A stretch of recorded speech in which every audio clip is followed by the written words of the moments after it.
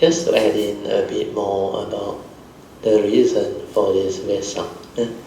If you observe the event over the years, then you can actually develop certain understanding of the significance of such festivals.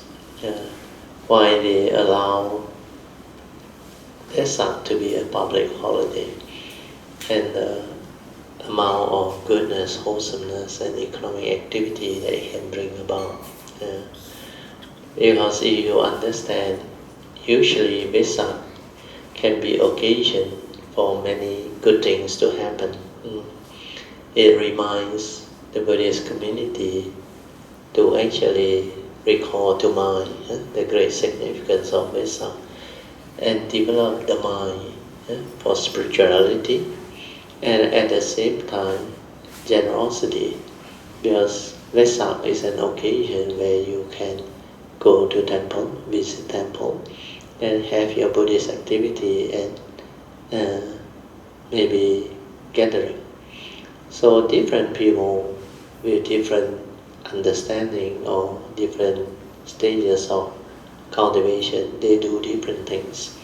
Some help out in the temple, some help to prepare the things before Wesak. There's a lot of work involved. I have been through that one in the early 80s when I was at Brickfield Temple and helping out in other places.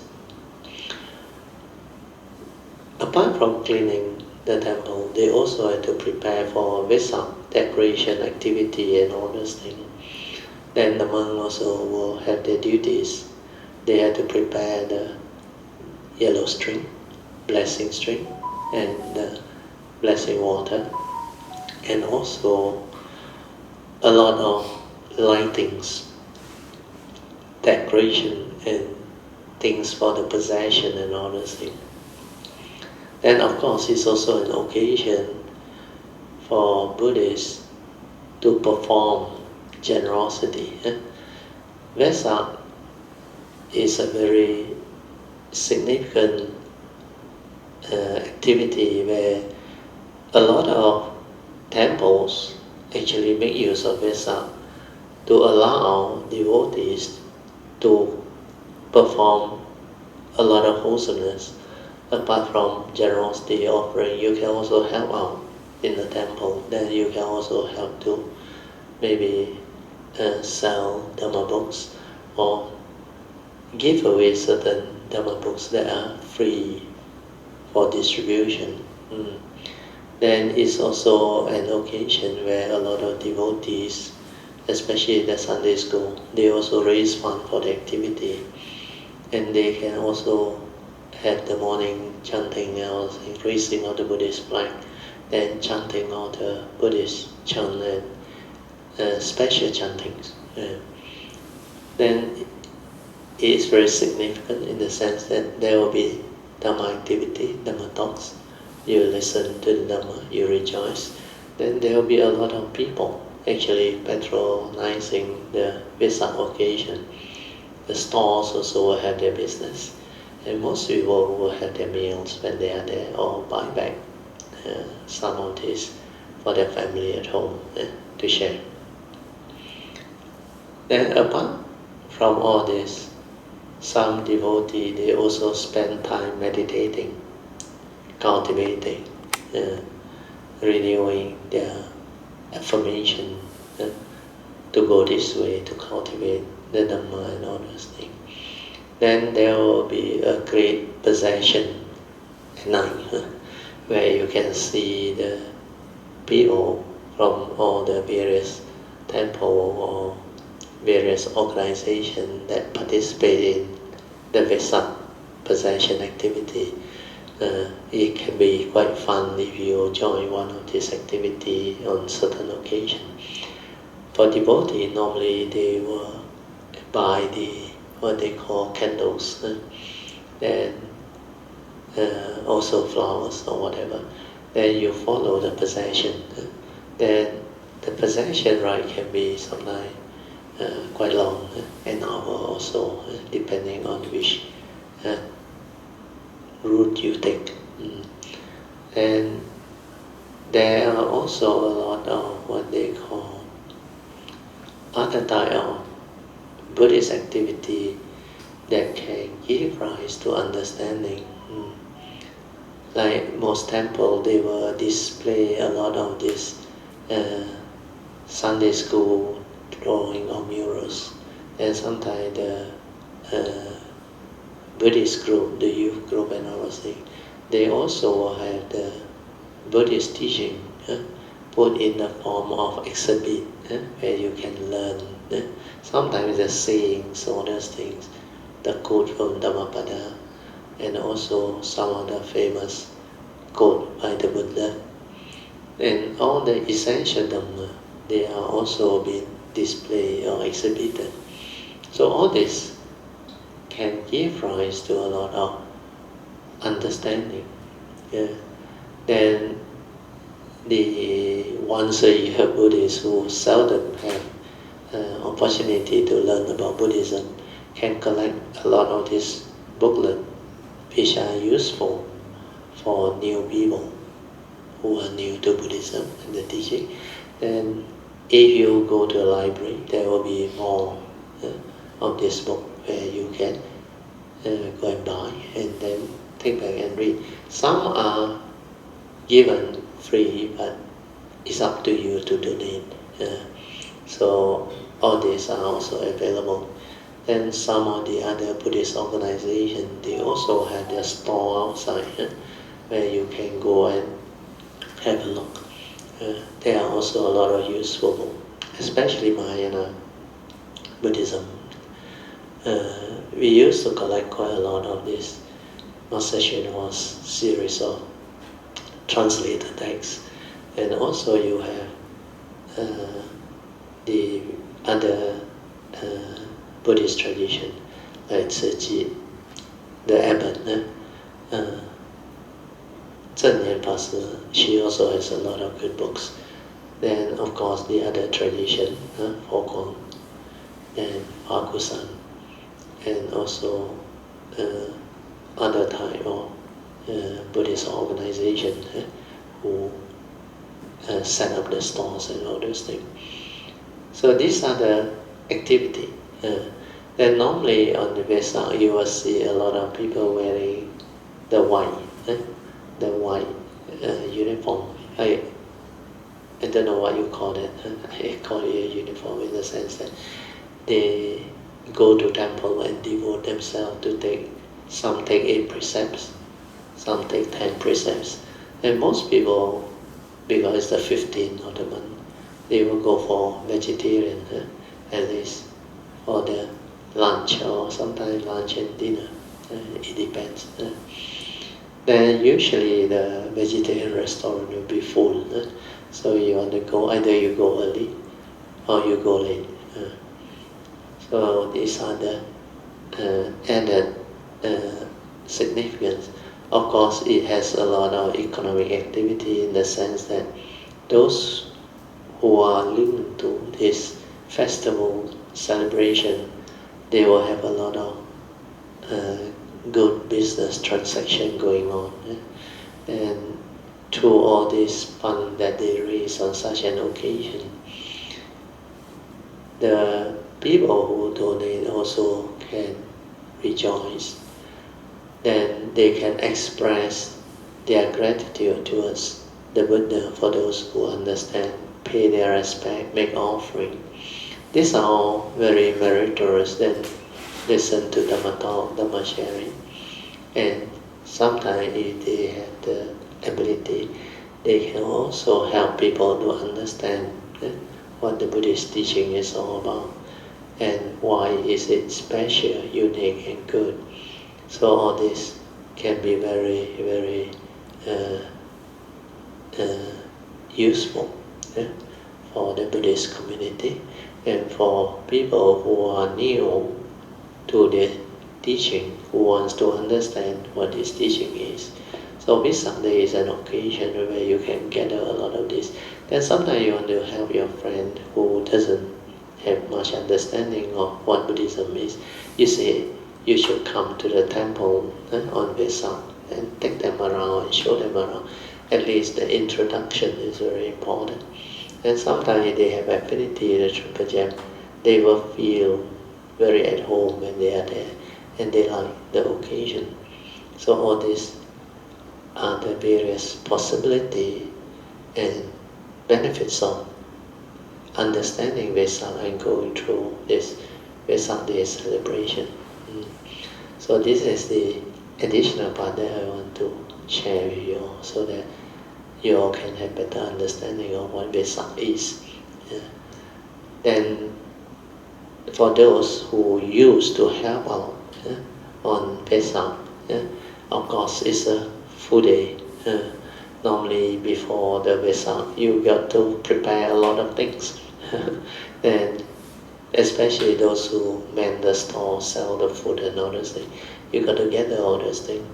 Then early morning, Wesak, you get up, you maybe dress yourself up, do your routine or your puja. Then you straight away go to the monastery or to the temple at the place where you help out. So various type of activities are there. Some help in the donation collection, some help in the books store, some help in organizing the activity of the temple. Then Sunday school also they have the activity. So if you can provide this type of service, is considered very meritorious to service to the community, service to the Triple Gem. So all this will enable people to partake in very wholesome activity, which normally consists of the 10 meritorious action.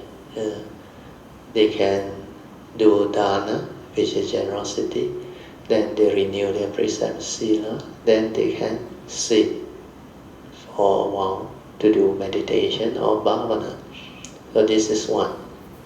The first three meritorious deeds. Then when you pay respect is the fourth one. Then when you listen to Dhamma, you rejoice, is the fifth and the sixth. Then you share merit, you transfer merit.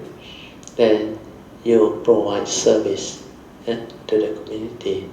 And the gift of truth is also a meritorious action. So all the 10 meritorious actions, if you really understand, you can perform them well at the temple on Wesak Day, or any of the Buddhist session. You have been very devoted, full of faith, and have your activity, and you will know every Buddhist activity or session you can do all the 10 meritorious deeds. And these are very wholesome mind state.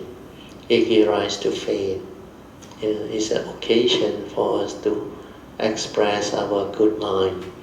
We will have generosity, respect, gratitude towards the Buddha. Then we also will be able to come out with the wholesome mind state of rejoicing with all the wholesome things that people has done. And it's an occasion for a lot of goodness to actually come about. That's why the benefits of Wesak is really tremendous if you have the understanding and you can make use of it. You can be a blessing to many too, and develop the cultivation where it gives us faith in all these things. So Wesak, apart from recalling to mind the tri-sacred occasion of the Buddha Sakyamuni, it signifies his birth, his enlightenment, and his parinibbana. So this triple occasion is the significance of Wesak, but behind these three are the embodiments of the perfection of what the Buddha has done, the wisdom and the virtue. And this makes him different.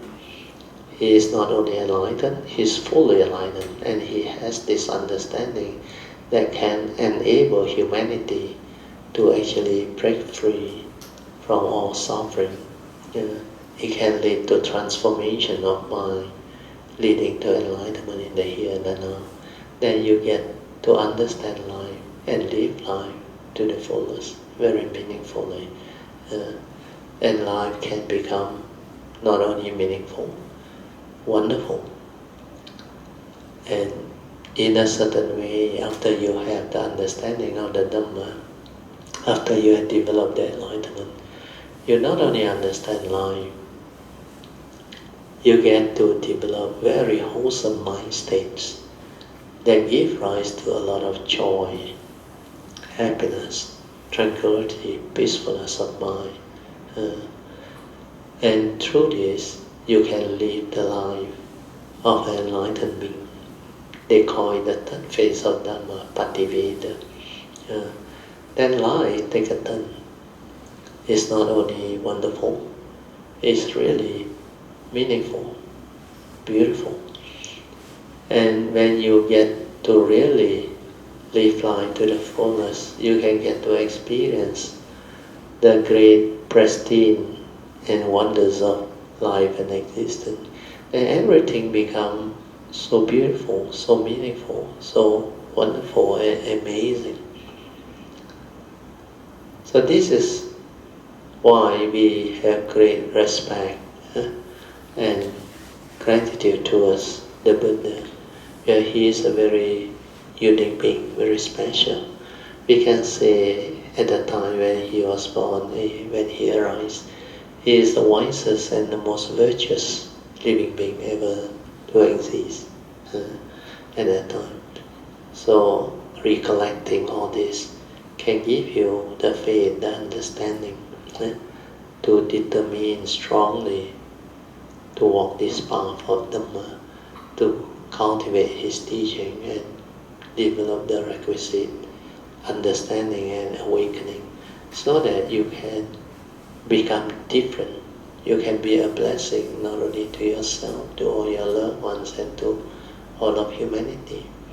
Then you can contribute towards the betterment of our world consciousness, the country consciousness, and finally our planetary consciousness.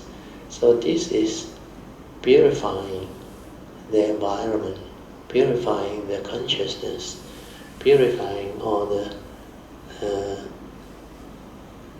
negativity of mind state that has actually polluted our world and country consciousness. So all this has its great significance. So hopefully with this sharing, you all can have wider understanding, better, deeper understanding of the significance of Wesak and that special teaching that Sakyamuni Buddha has brought to the world. He has given to the world this teaching free, and it's a very rare teaching indeed, difficult to come by, but yet it's available in the world because we are still within the sasana. Okay, so with this maybe I will stop the sharing. You all can rejoice.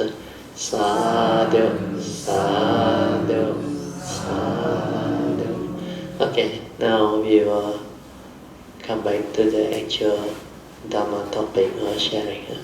Anybody has any question or anything that you want to understand or share, you can put up your hand. Maybe before that we ask the host, Brother Teoh and Pamasuri, to say a few words first. Good afternoon, Brother Teoh, Mrs. Teoh, and all Kayanamitas. Sadhu. It's really a very joyful day today to see everybody here. Thank you for coming. Thank you for all the support. Actually, this idea comes about. I thought I want to celebrate Teacher's Day with Brother Teoh. So it was fixed on tomorrow because tomorrow is a public holiday. Then one of the Kayanamitas, when I discussed with them, they said, why not we do it on the Wesak Day and we do both together. More meaningful. Yes. So today is actually Teacher's Day. Buddha is our teacher. Brother Teoh is our teacher. and all Kayanamitas also our teacher. So our life is our teacher, and our spouse is also our teacher. So we celebrate Teachers' Day today. So I'm very grateful for all the food that you bring. Actually very grateful that I have the opportunity and I still have the condition to do this, because it's impermanent. I really feel that we don't know when, the day will come, and that I have the opportunity to do this. It's actually thank you for the good condition that from all aspects that allow me to have this today, and allowed me to have everybody here today. Very, very happy to see everybody healthy, and we can still cultivate. That is the best thing. That's what I feel this morning. Sadhu. Let us rejoice. Sadhu. Very good. Actually, it's an occasion for joy, because for Sister Pamasuri and Brother Teoh, they already go to such an extent to renovate this house, buy this house, and make it into a great place for people to come and make use of it. So to have such a so coincidental type of festival, because Wesak is today 15 and Teachers' Day is tomorrow, and both tie in very well.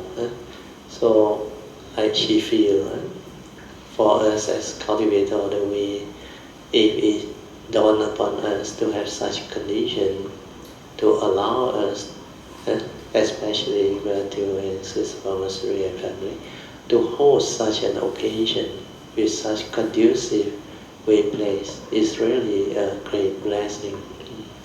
And these are opportunities and affinity that don't come by very often.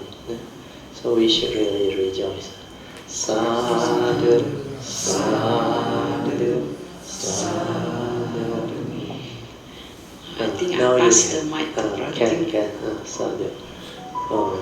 So she started very well. Now, Brother Teoh. Welcome everyone. Nothing much to add. She has said it very well. Covered everything. But certainly it's a very auspicious day, right?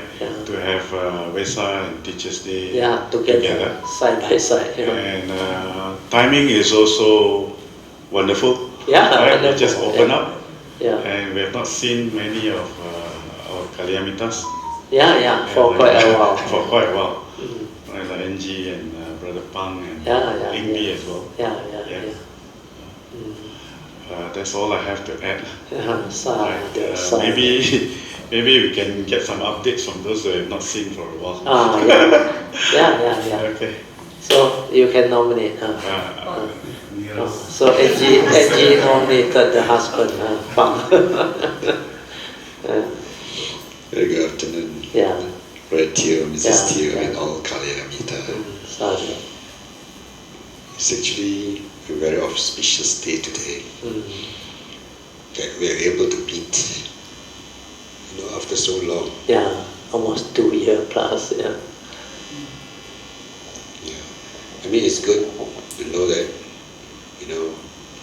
all the Kalyamitas are still all cultivating, and there's so many Kalyamitas who have actually shared a lot of Brother Teoh's teachings during the sessions, the online sessions. So I feel very grateful that all this is happening at this time, and we are all so lucky to have Brother Teoh as our teacher. Let's all rejoice. Sadhu, sadhu, sadhu. Actually, what Brother Pang said is very true. The online sharing has helped a lot of people. given a lot of faith to people. Because if you really listen to the online sharing, especially the last few months, they are very, very beautiful. And it can give a lot of people a lot of faith. Where these people who progress, they are normal people. Before, like Sister Project, she was really like a new kid on the block. Very like naive to Buddhism. Only a few years ago when she attended the retreat because the sister Han asked her to attend. And she, at that first retreat, I remember, she very cute, very naive, she very sincere, said, but I'm new, I don't understand, can you please repeat? She started in that way, like, doesn't know why. But later on, over the years, she realized life is not what we think, like Amasri say, anytime you can just die. So she also not young, so she determined to develop the cultivation and go full time to commit herself to the cultivation, the teaching, where she also at that time about to have like more time to herself because the daughter, the son, all I think very big already, and she wants to really go this way. Then it so happened the pandemic set in. So she was so like initially rather disappointed that she can't join the retreat because of the pandemic. So we had to postpone it, reschedule it. Then because of that, it turned out to be a blessing in disguise. You're off the mic first, the echo, so that... Oh, stop already, okay. Then what happened was, somebody suggested, why not we had the Heart Sutta class in Zoom. And everything fall into place. My daughter came back from Singapore 2 years ago, I think 2+ years ago. She just finished her I think she got her promotion, so she worked until I think end of January. Then she put in her resignation. She wants to come back for good because she says she's coming to 40 years old. She wants to come back and spend more time with us and learn the number, and maybe also learn how to do investment and all those things. And she contemplates retirement because I discussed with her, I told her, you can retire if you understand how to invest and grow your money. Then she came back, she wanted to give it a try actually. Then it turned out to be a blessing. This guy, she is good at IT. So I said, they want to start a Zoom club.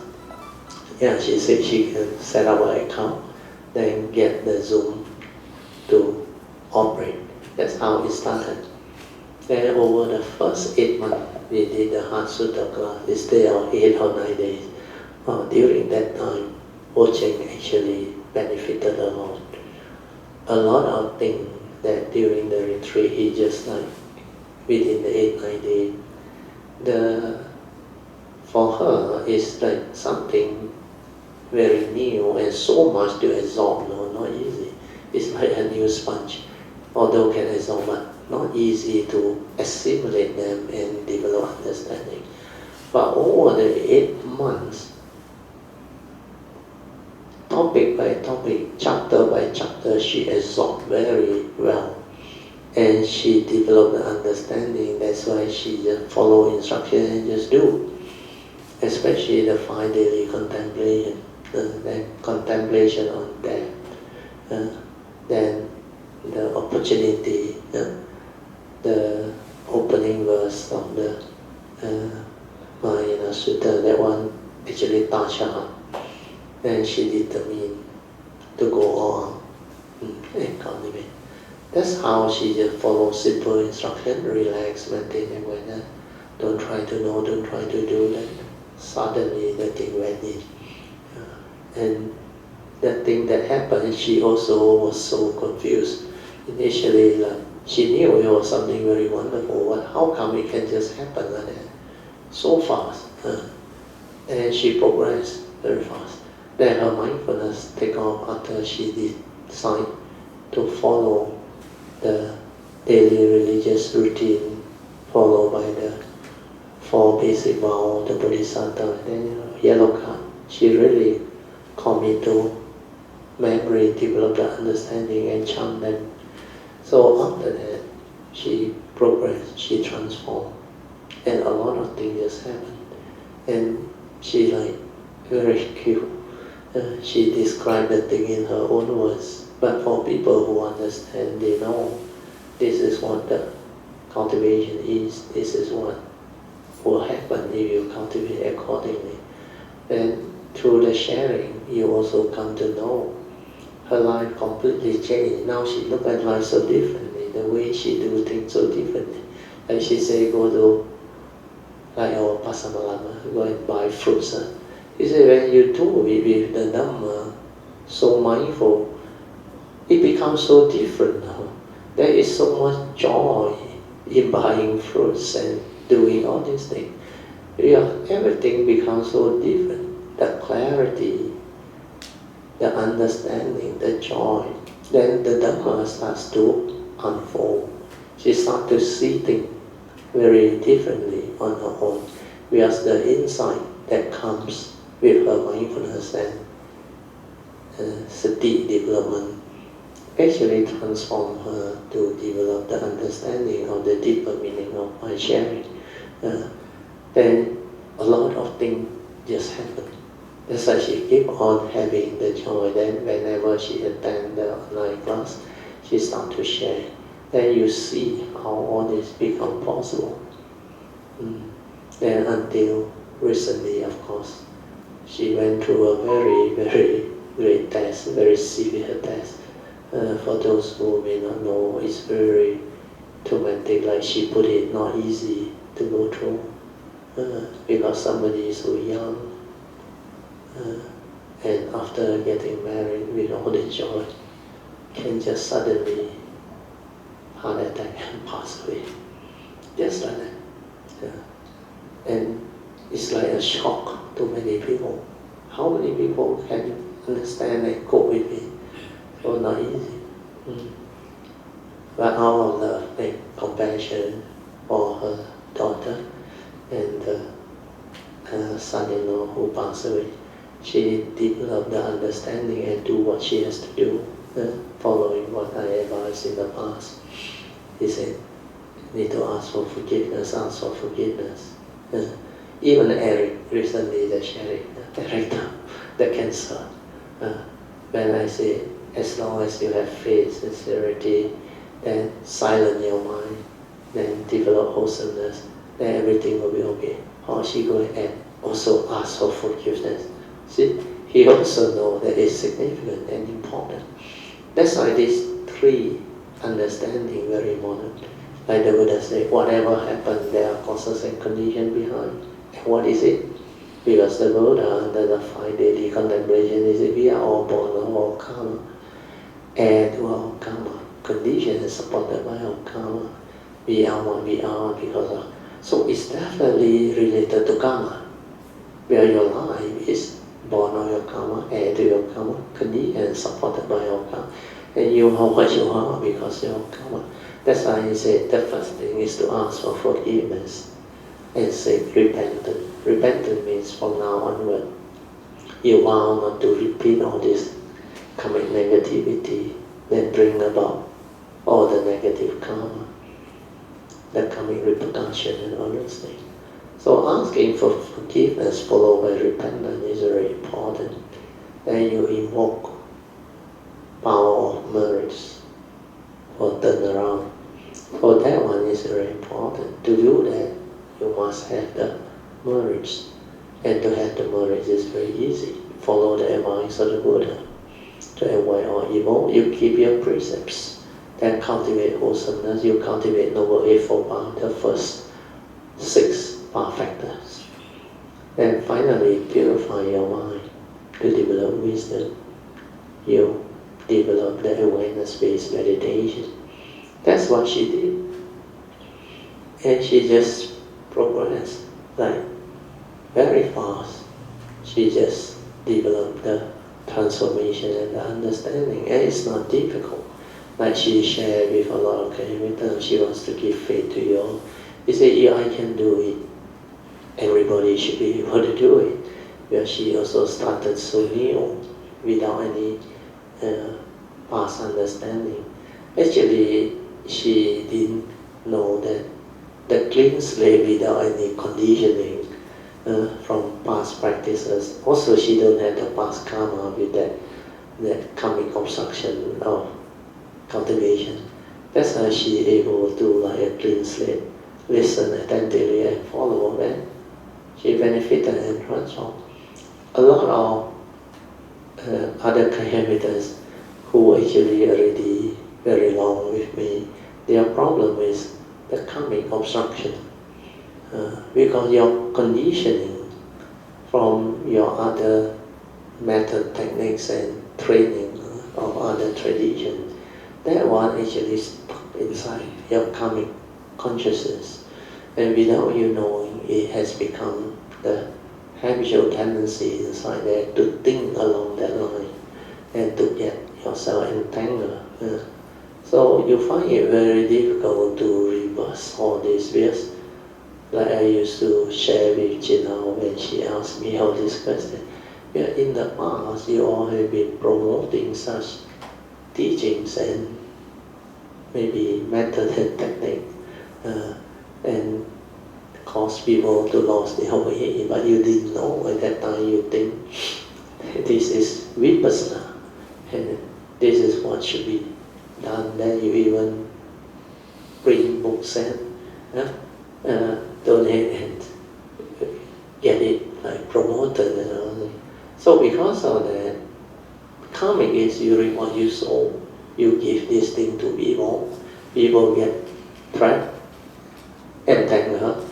So when you come, you will receive this teaching first. That's how you go through. And when you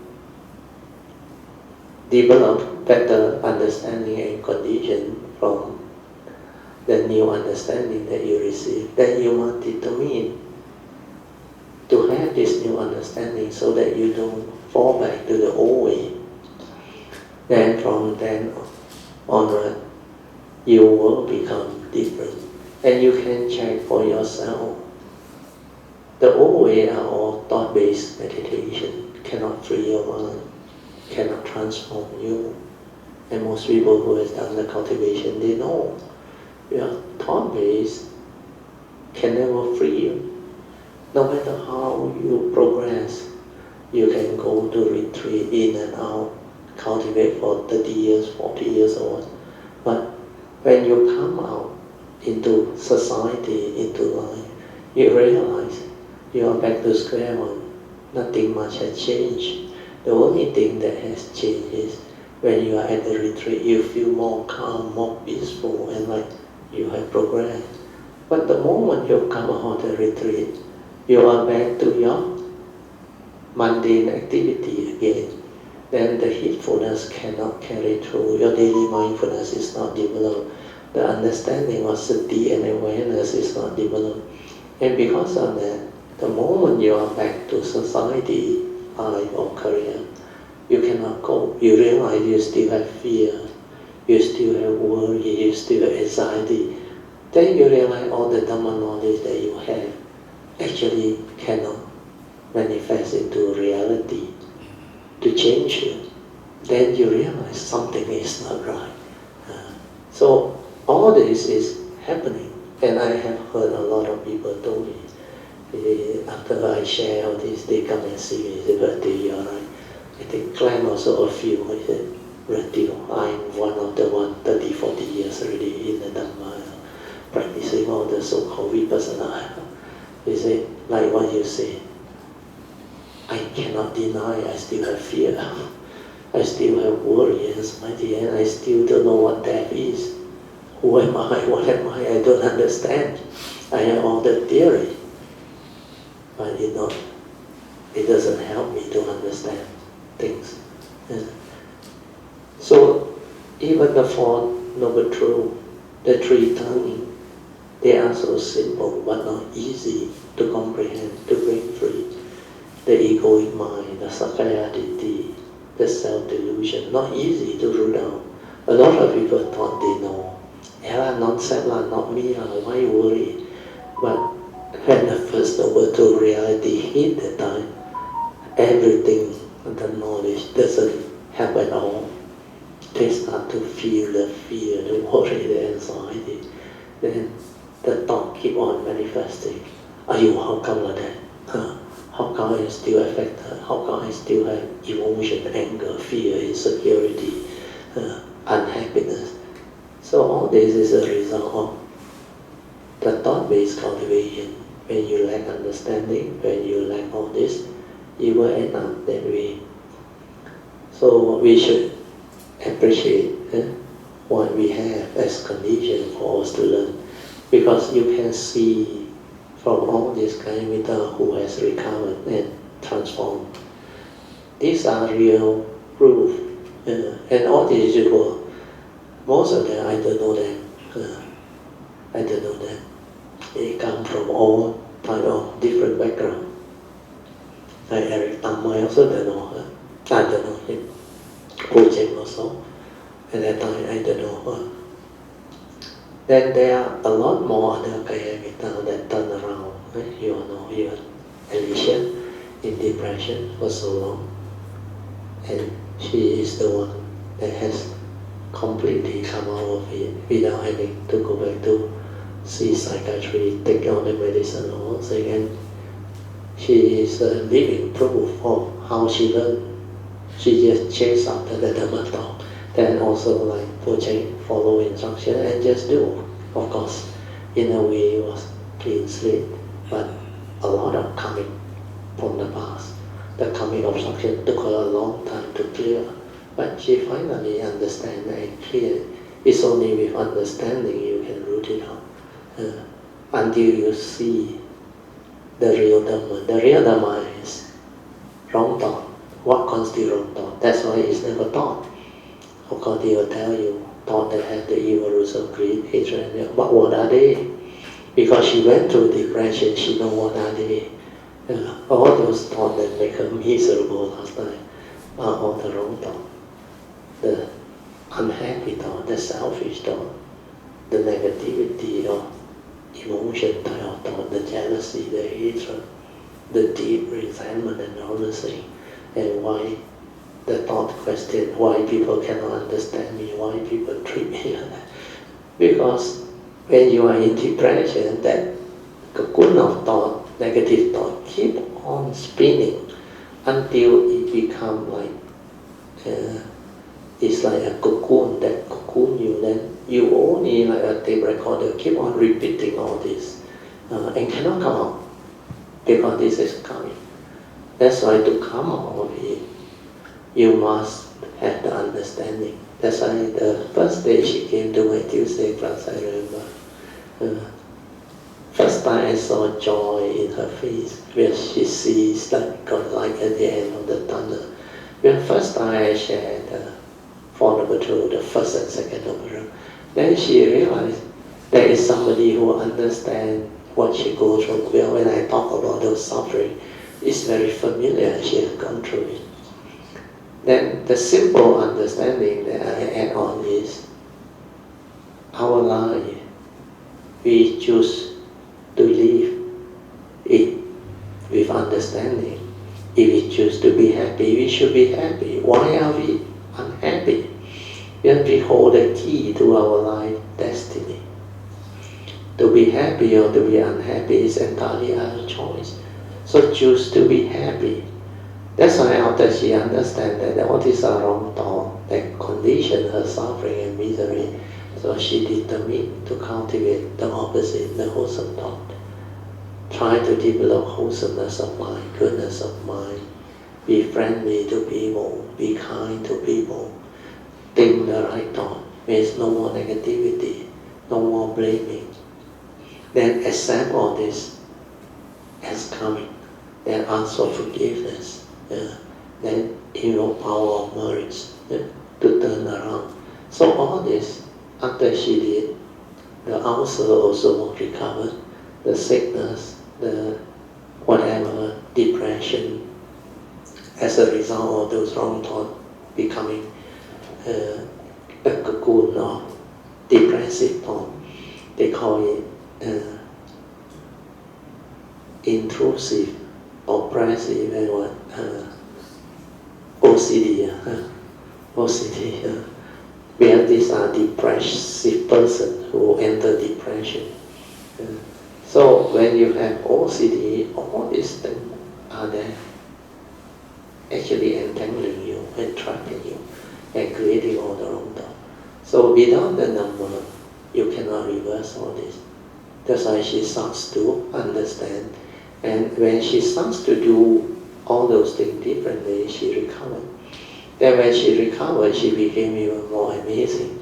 He said, later on, the moment he see the old habitual way of thinking of the wrong thought and like wanting to get angry, unhappy and want to blame people and hit on people, he realized that it was the wrong thought that tormented her for so long.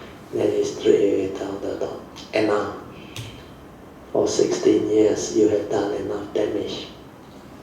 And now wants to take over, because now she holds the key to her own destiny. So the moment she had this understanding and say enough, that thought subside, then she hold on to all the cultivation of the right thought, right speech, right action, then develop noble eightfold quality through right view and right understanding. Means if all this is still to come, she do what she has to do. Ask for forgiveness, repentance, then follow the advice of the Buddha to cultivate. Avoid all evil by keeping the precepts. Then cultivate the essential Dhamma to develop all the noble eightfold path. Wholesomeness means rights, view leading to right thought, right speech. So she keep on doing all this. That's why she changed. Then the other thing that I add on is, I say it's only a thought. How come it has power over you and can make living beings so miserable? What is thought? Thought is just the consciousness arises.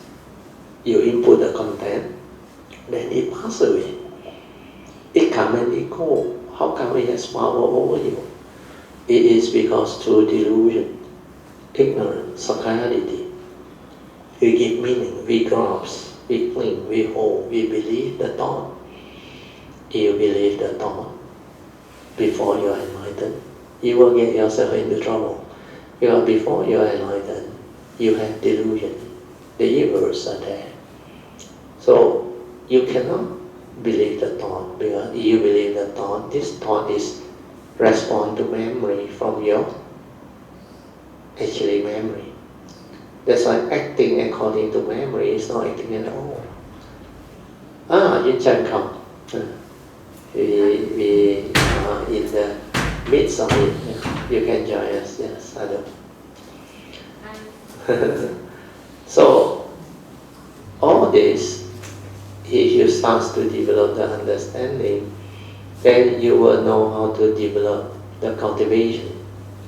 Means, from the right view, it will lead to the cultivation of right thought. And what are right thought?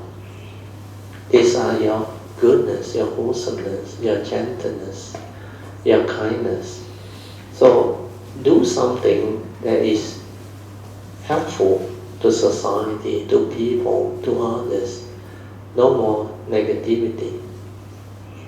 Then when you start to cultivate all this, you become different. You act differently without selfishness, without emotional negativity, without delusion, without fear, without worry, because it's only a thought. Like I say, how come we have such power over you? So what is a thought? Thought is just a consciousness that we input the content, and that content is very important.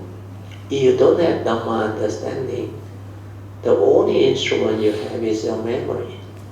And what is memory? Your views, your opinion, your conditioning, your belief system, your fear, your phobia, your insecurity, your good and bad experiences. So all this has the evil. Then from there, that memory that you deposit, especially your phobia, your insecurity, your fear, your worry, your insight, this one trigger off memory. That's why thought is respond to this type of memory. That phobia, and all this has the evil result, create hatred and delusion, especially phobia, but delusion behind. So how can you act according to your fear, your worry, your anxiety, your insecurity, with all the negativity of thought process? That type of wrong thought, it will lead to depression, it will make you miserable. So understanding all this is very important. So how can I reverse all this? If I don't act according to memory, how can I act? There is the only instrument human beings before they are enlightened, they have. So all this memory thing, there are two types of memory. Not all memory are useless. Psychological memory, if it's negative, you forget about it. It can be there, but don't allow it to condition you into negativity and triggering fear and all those things, insecurity, misery and suffering. But if it's normal memory, like factual memory, mechanical memory, like to remember how you sign your bank signature, where you stay, your loved one's name, and like technical subject, you need memory to develop the understanding. You need to have rational thinking and all those things. But when it comes to psychological memory, like your phobia, your fear, your insecurity, why do you want to hold on to it? Well, this one will trigger off a lot of negativity of thought that will condition your suffering and your misery. So psychological memory, leave it aside. But before you can do that, you need to know how to act. So the Buddha says, learn to see things as they are. Means you act according to wisdom, the right understanding. Means when you can see things as they are, means you understand the truth, the reality. So when you understand the truth and the reality, which are the three right views. Right view regards to law of karma, law of mind, which is the dwelling, paticca, and law of truth, dhamma, niyama. So when you act according to these three, is to act according to Dhamma way, the three right views that the Buddha has taught. That's how you free. The first right view already can free us, like I explained. Karma, law of karma.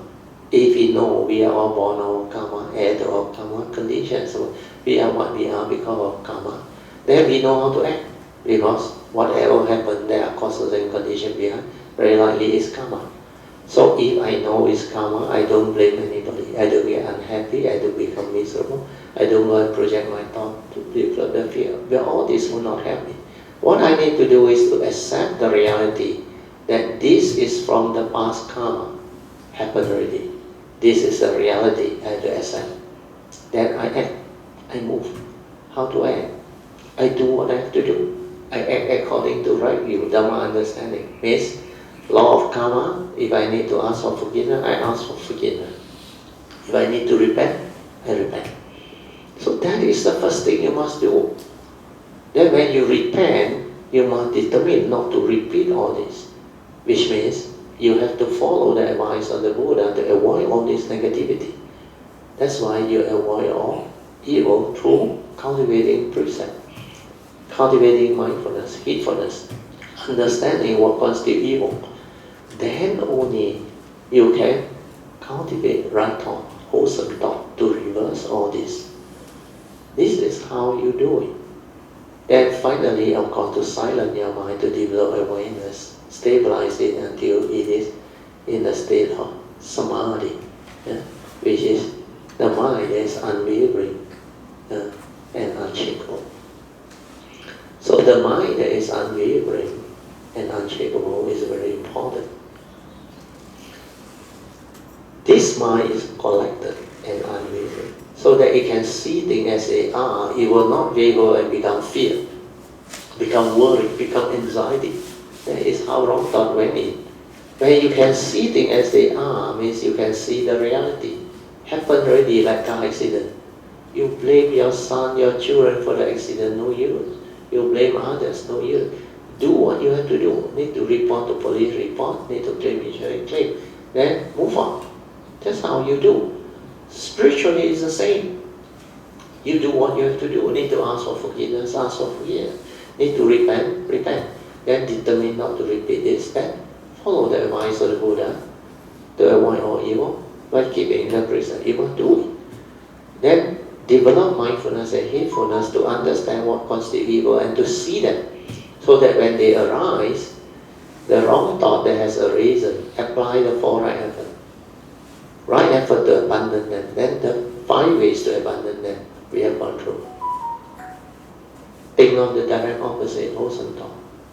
Then think of the consequence of holding on to that wrong thought. Then the 3rd and the 4th way is the meditative way. Be mindful, aware, stay with it, and let it cease.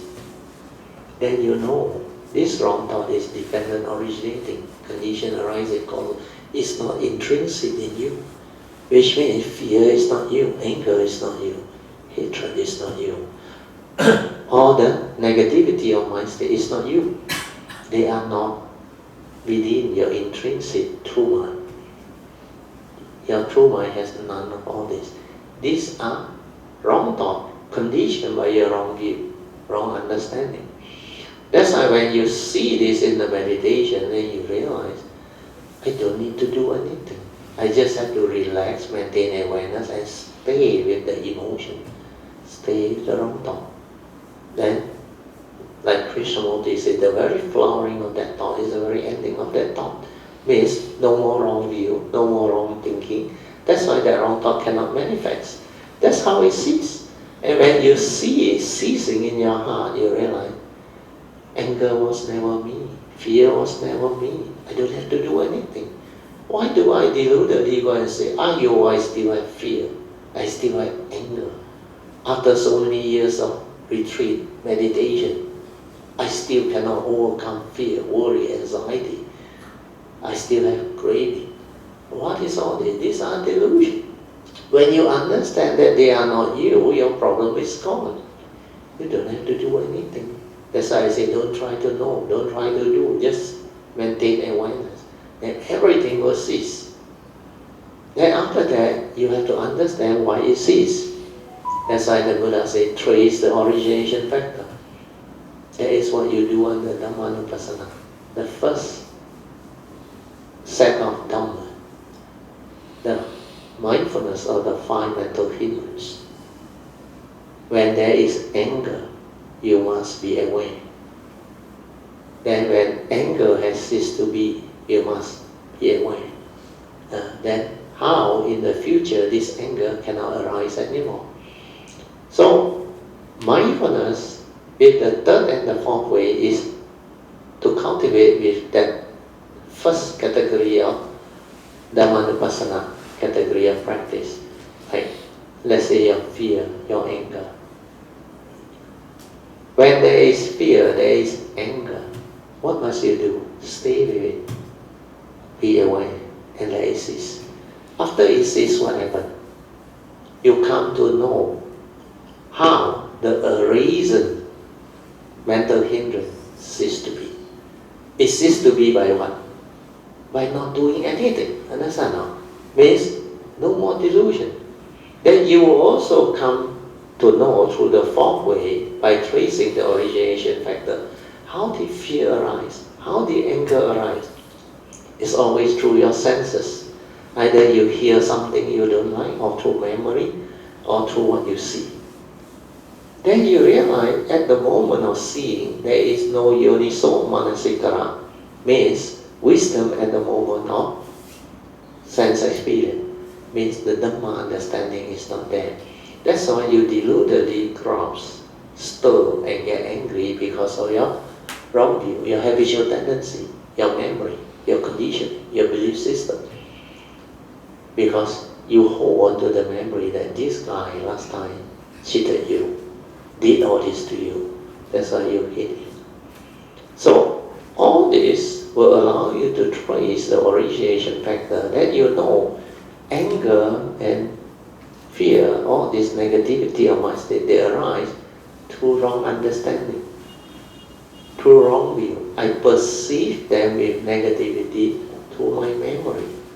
I don't perceive them for what they are.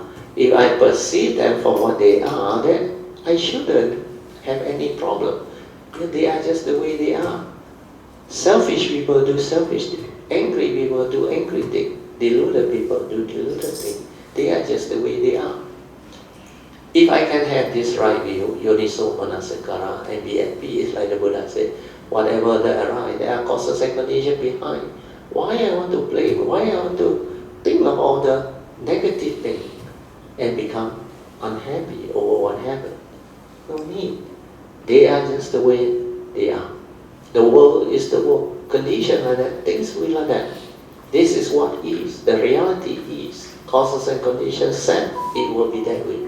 Cannot be. So reflect and contemplate until this wisdom is very stable.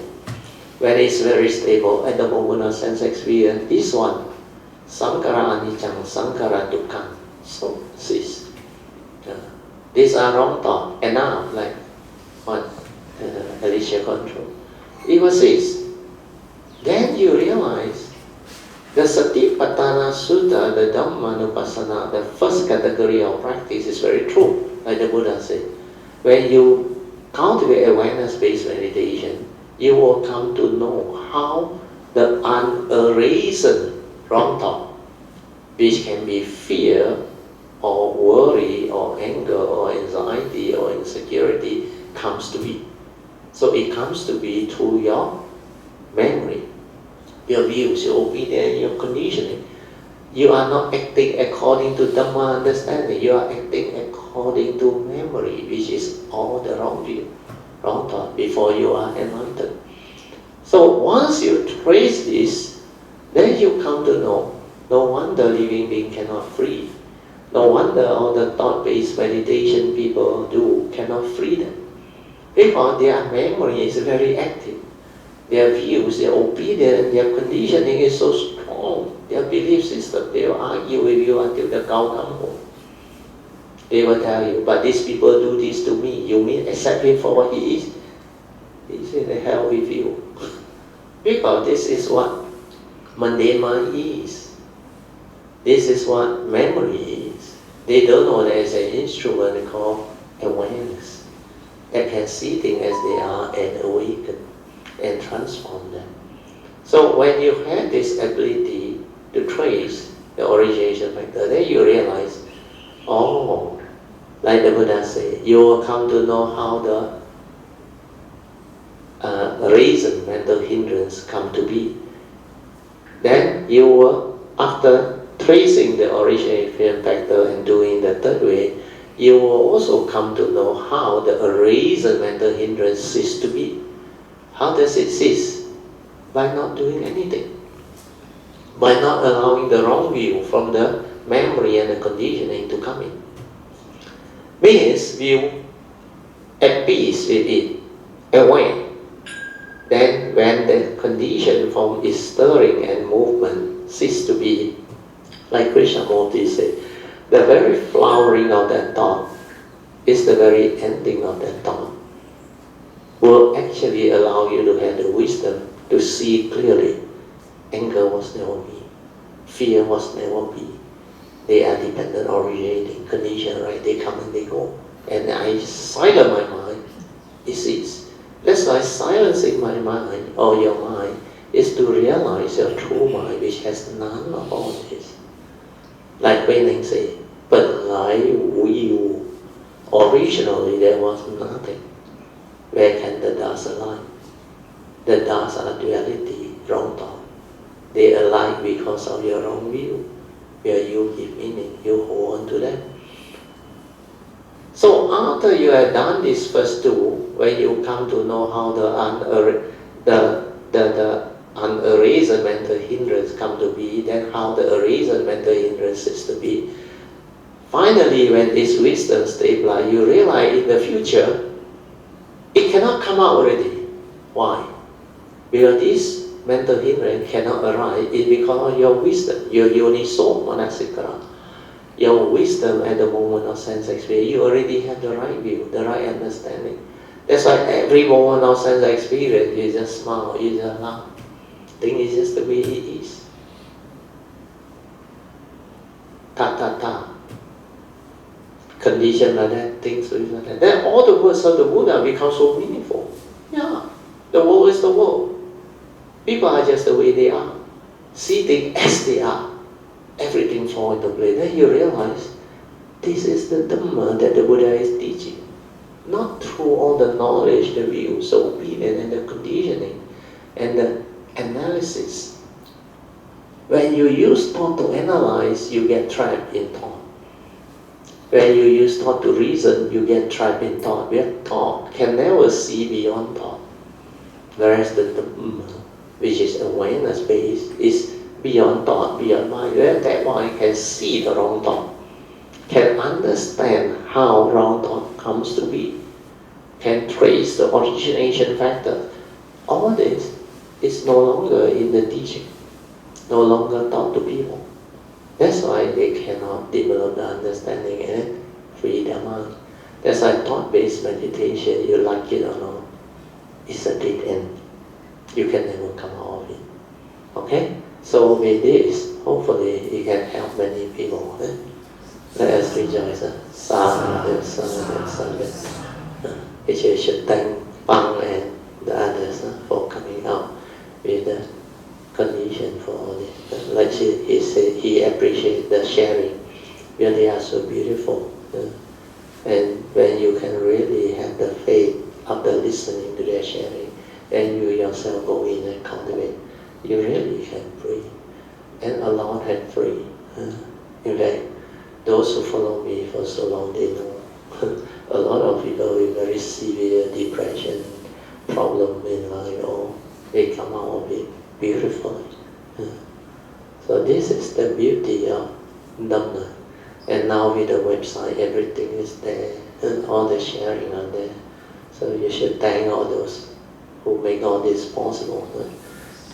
Sadhu, sadhu, sadhu. Thank you, Teoh, for the sharing. Beautiful. But the thought is very devious. It will come from anywhere. Okay, all over. If you're not vigilant. That's why mindfulness is so important. Then, if you really look at it, the thought is really tainted. Tainted. Whatever that you see, hear, smell, taste, touch, whatever that you perceive, whatever that you become conscious of, they are all tainted. Tainted by your memory, memory of the past, memory of your pain, memory of your past sufferings. And all your preconceived ideas, your judgmental, your views, your opinion, your views, and what you choose to believe. Everything will come. It's all arising all from there.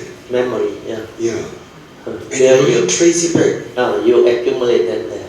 If you really trace it back, how did all this thought come about? Through your negative tendencies, through your habitual tendencies, which already form part of your character. Ingrained. Yes.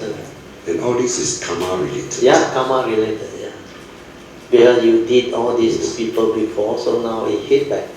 And if you really trace back, it all comes back to craving.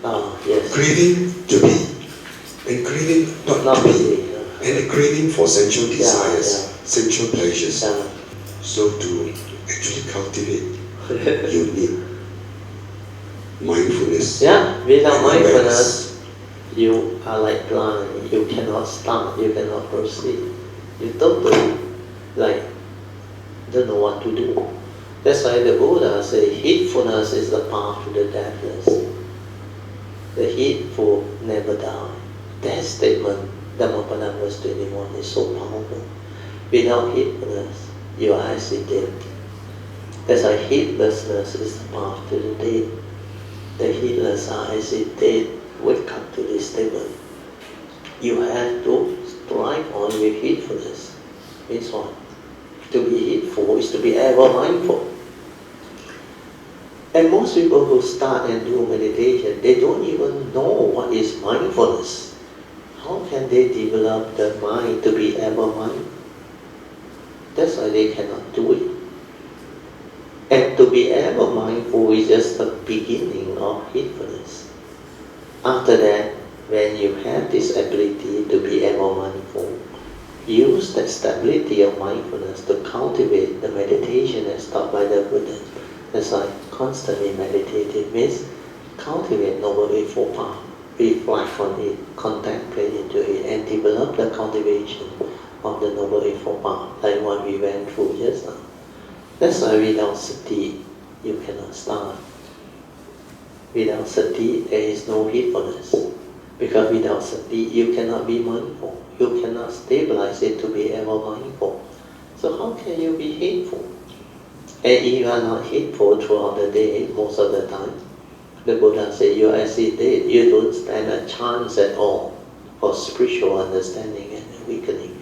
That's why the thought-based meditation they are hardly mindful, hardly aware.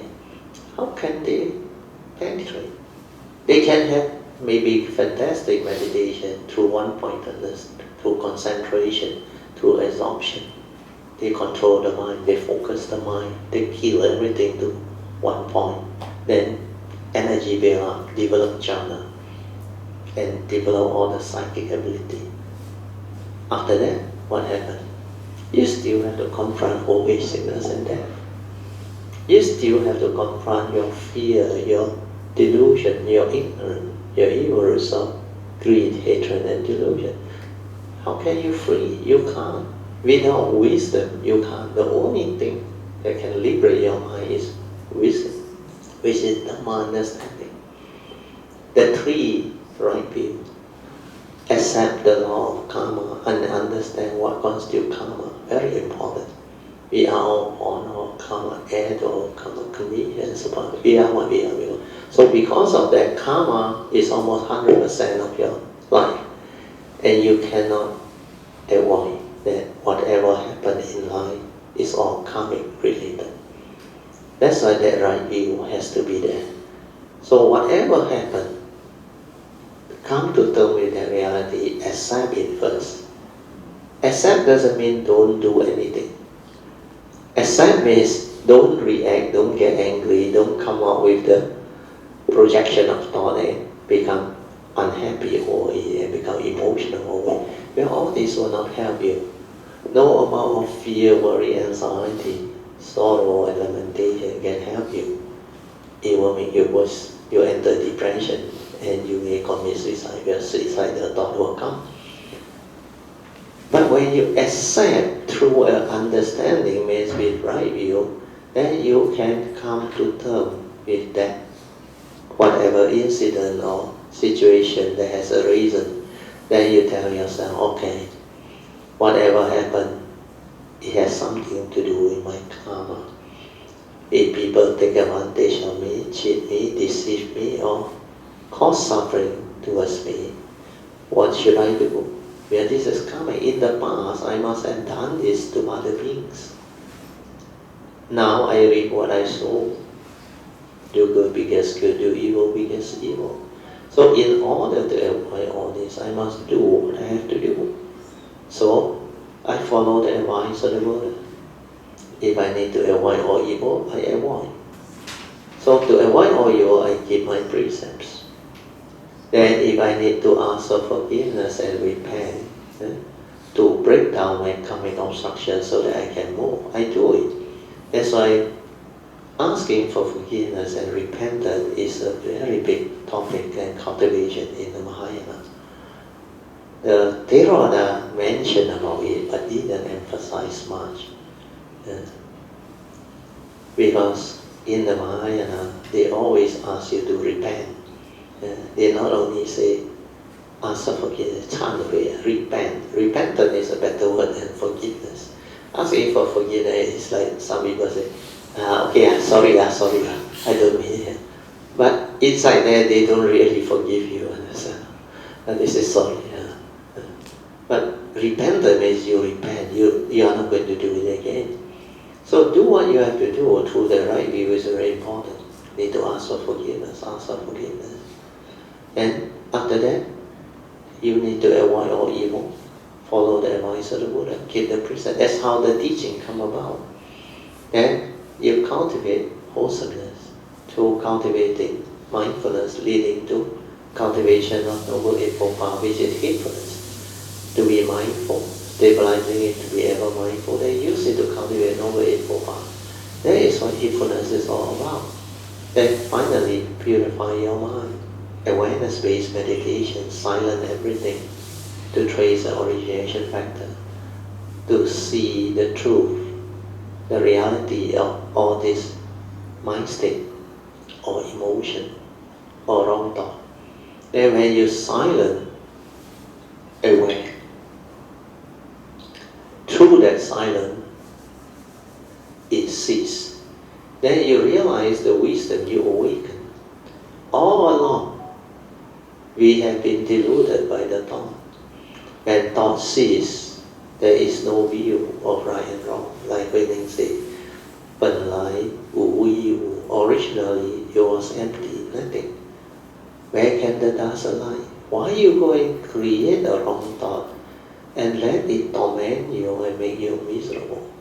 You just have to silence and stay your true mind, your true nature, which is so beautiful.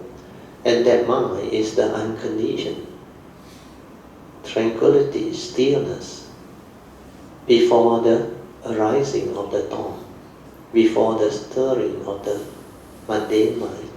So all this understanding will manifest and surface if you do the awareness-based meditation and come to understand it clearly, like Manikayamita, who has succeeded in doing it. And Pujeng was the most amazing. He said, wow, it can be so amazing. And now he even go in so deep until he can manifest so many things that he was so amazed. Never believe he can have that ability to see and understand things until that level.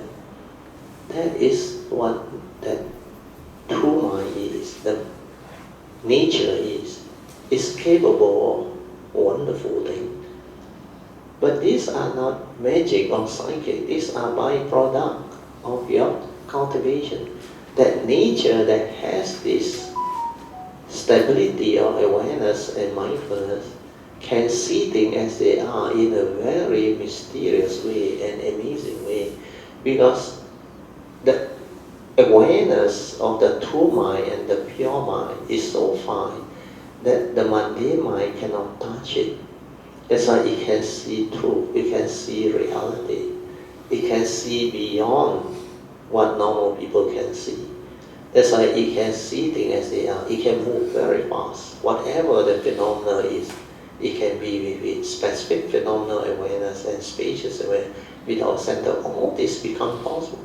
Then you realize inside nothing, just that nature with everything, oneness with everything. Then you realize, here know you, here know me. There is no mark of somebody inside there doing anything. And everything is dependent, originating, condition arising, causal phenomenon. Then you saw this. Then you realize, no wonder Huining is so wise.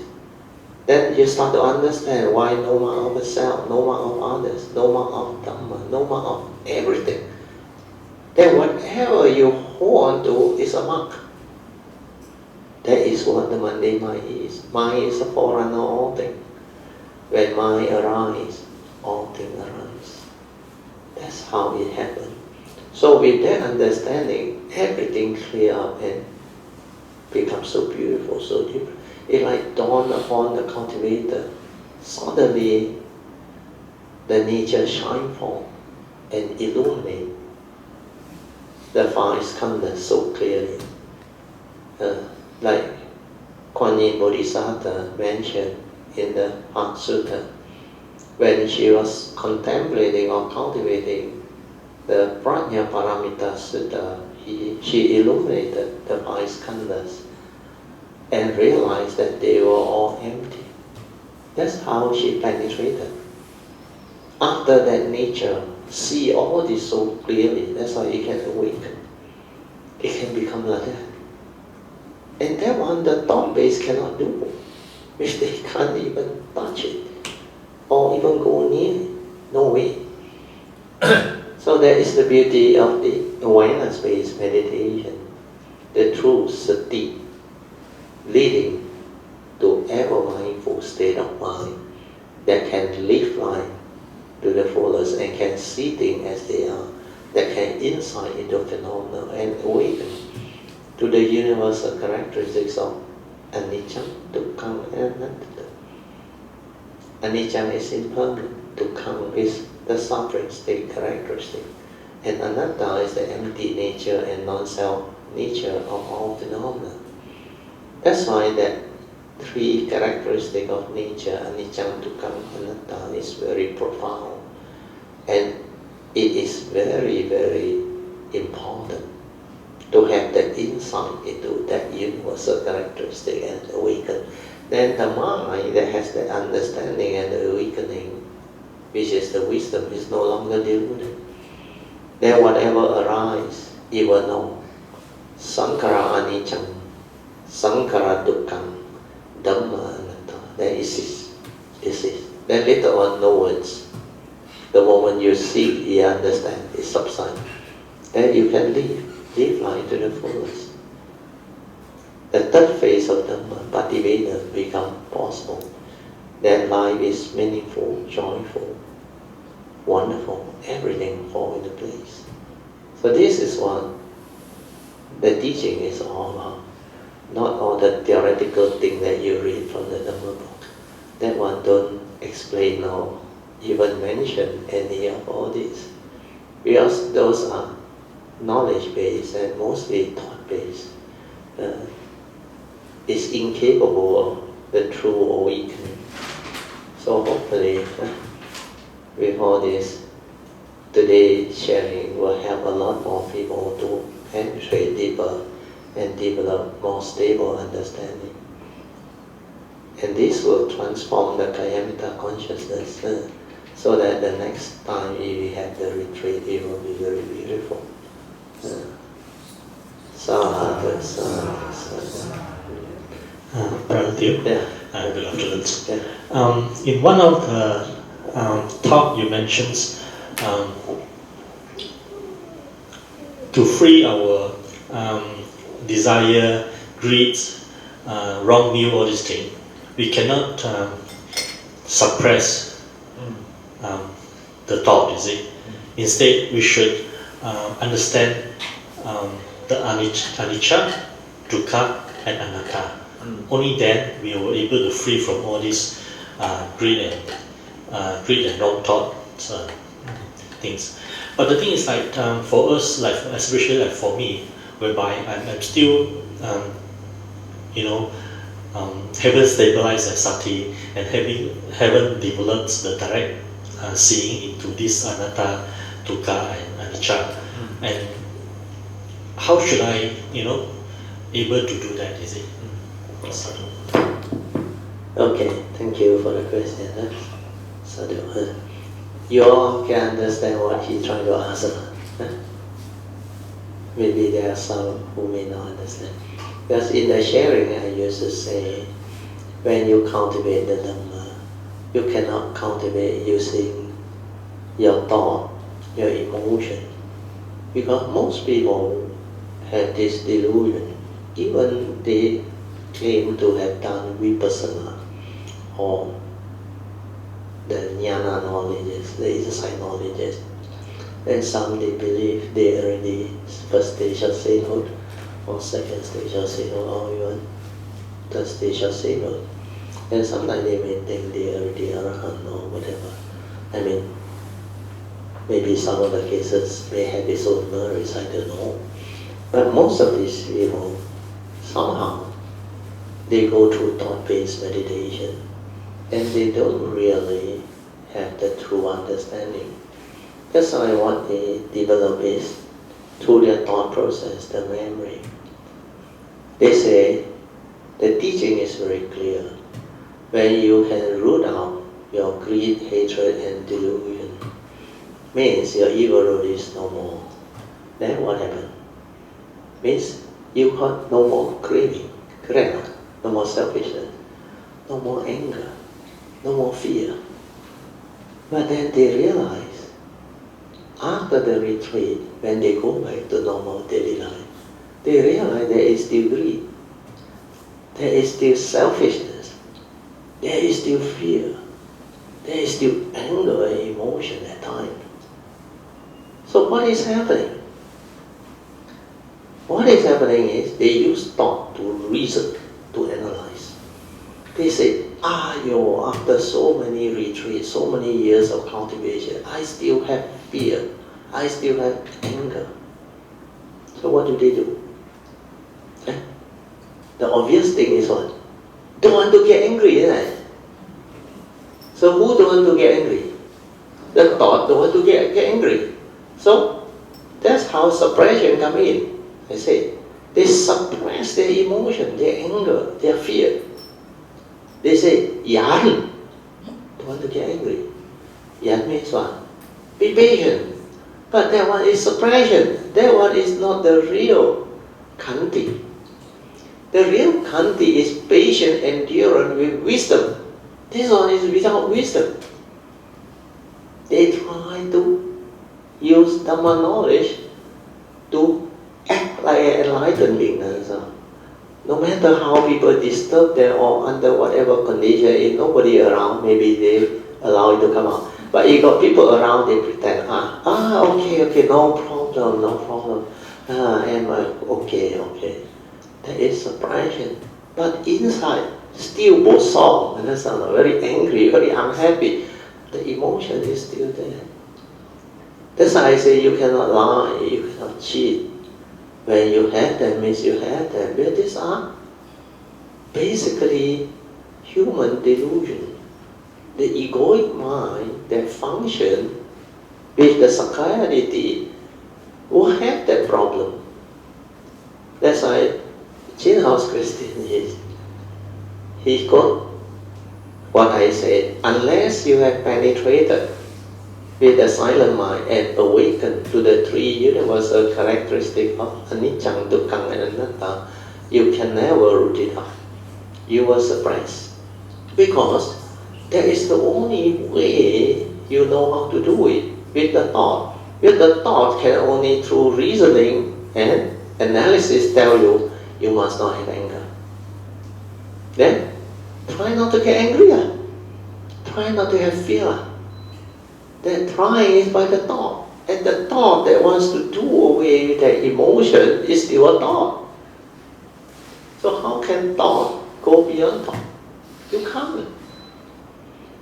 The cultivation is very simple. You don't have to worry about whether your sati has already stabilized or what. You must be sincere. Have the faith like what Poche went through.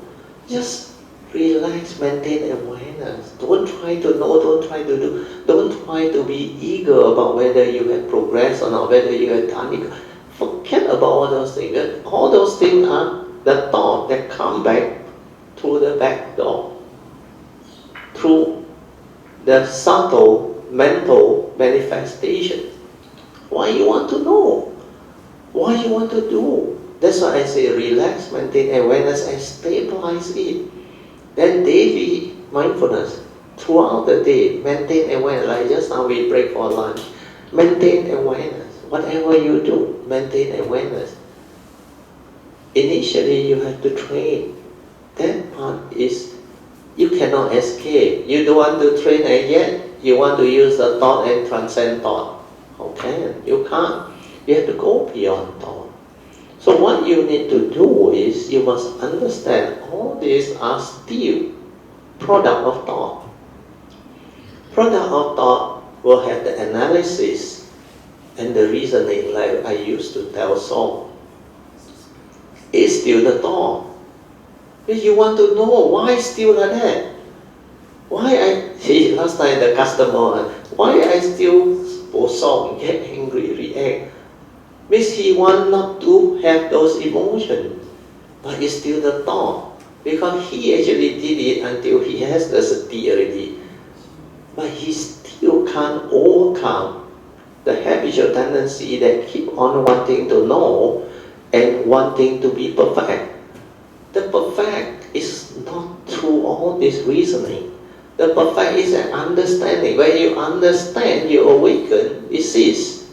No more question. Where does the question come from? Because in the first place, anger was never you. Fear was never you. That's why I say whenever it arises, stay with it. Why don't you follow simple instruction and do it? You go and come up with another thought, another idea. But before I stabilize, how can I do it? It's just like asking for magic. Before you stabilize, I already taught you, follow instruction like project, do simple things. When it arises, have the knowledge that thought is not you, anger is not you, fear is not you. But you have to find out on your own and realize this and what to do. Third way is the basic meditative awareness way. That's why relax, maintain awareness. Whatever arises, let it arise. Stay with it. Like Kowloon also went through. Stay with it. Then you realize all the fear cease, the worry, the anxiety, the restlessness, all cease. Then you realize this is my true mind. This is what silence is. This is what peace is. Tranquility is. With that, no word, no duality, no suffering, no misery, no this and that.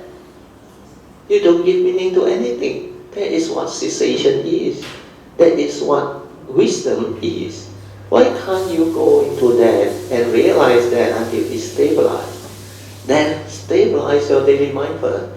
Finally, you still have to stabilize your daily mindfulness until it has that type of mindfulness like Poche went through. It can see things as they are throughout the day. Always aware, mindful, within the moment. If you cannot do until that way, the real meditation hasn't taken on. Then the true stability of awakening cannot happen.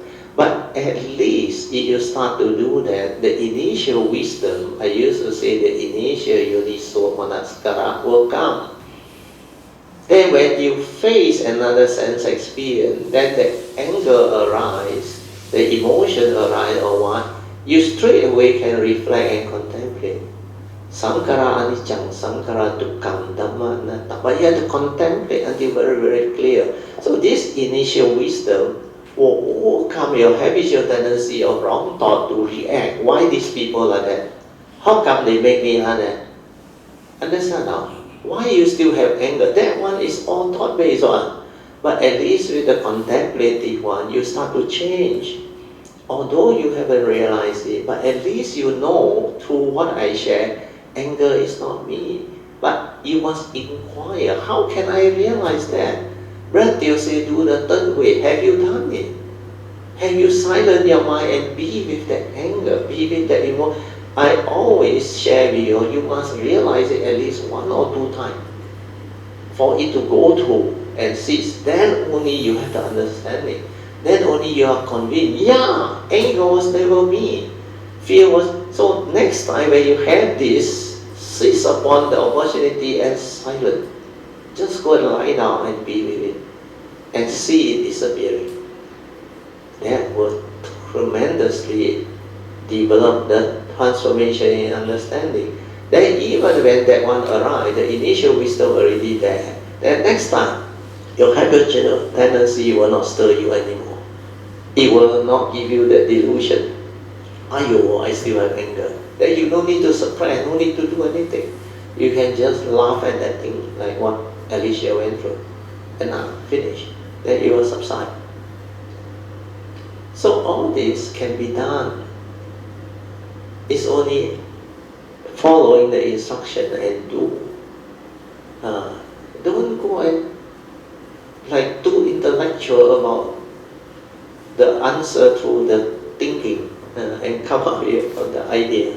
If I still not stable in my mindfulness and awareness, how can I still root out the evil? Cannot.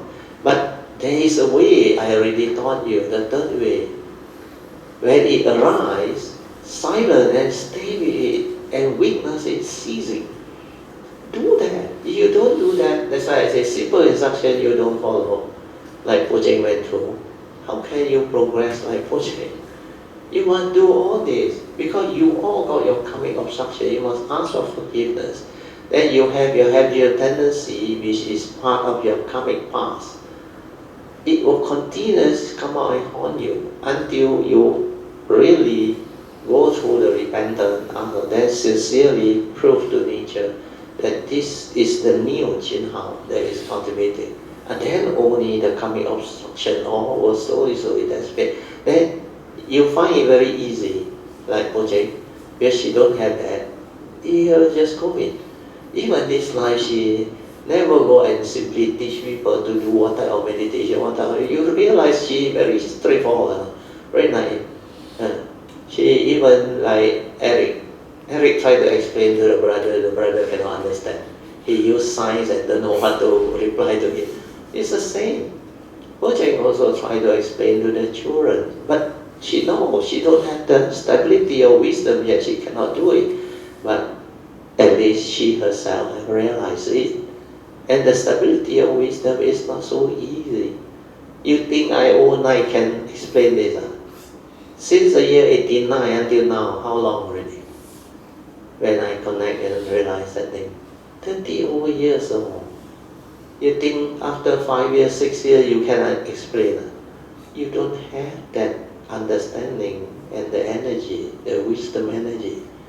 This wisdom energy is a very different type of stability. Well, when you have gone through awaken, then you reflect, you contemplate, you stabilize it, then you look at life, then you actually live it.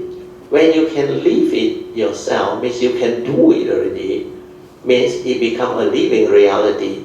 And then I can explain to people. That's how. If you cannot make it a living reality, means you know how to free. Yeah? Like Pujeng said, know how to free. But the noble effort to manifest this into a living reality hasn't come out yet. She knows what is wrong thought, right thought, all things, but she doesn't know how to stabilize all this and apply it in life. And even after later on, let's say many years later, she can start to apply it in life. Then she see more things, understand more things. Then when, like Eric, I told him, you have to stabilize your understanding, then only you can have the energy to explain to your brother. Otherwise you cannot handle him. He talk to you about science and all the logic, you already take off your head already. Because he will not appreciate what Eric say, despite how he recovered from his cancer and all those things. Because to him, he is the way he is, the brother. Without Dhamma base, without the spiritual awakening, how can he understand? And Eric just went through the chemo and recovered just like that. He hasn't gone deep into the Dhamma. He knows how to cultivate. He knows how to benefit himself by doing away the wrong thought and stay with the silent mind, the awareness, and develop wholesomeness, ask for food. He just do. That's why she can see the result and benefit. So this understanding is very useful. Okay? You all can rejoice.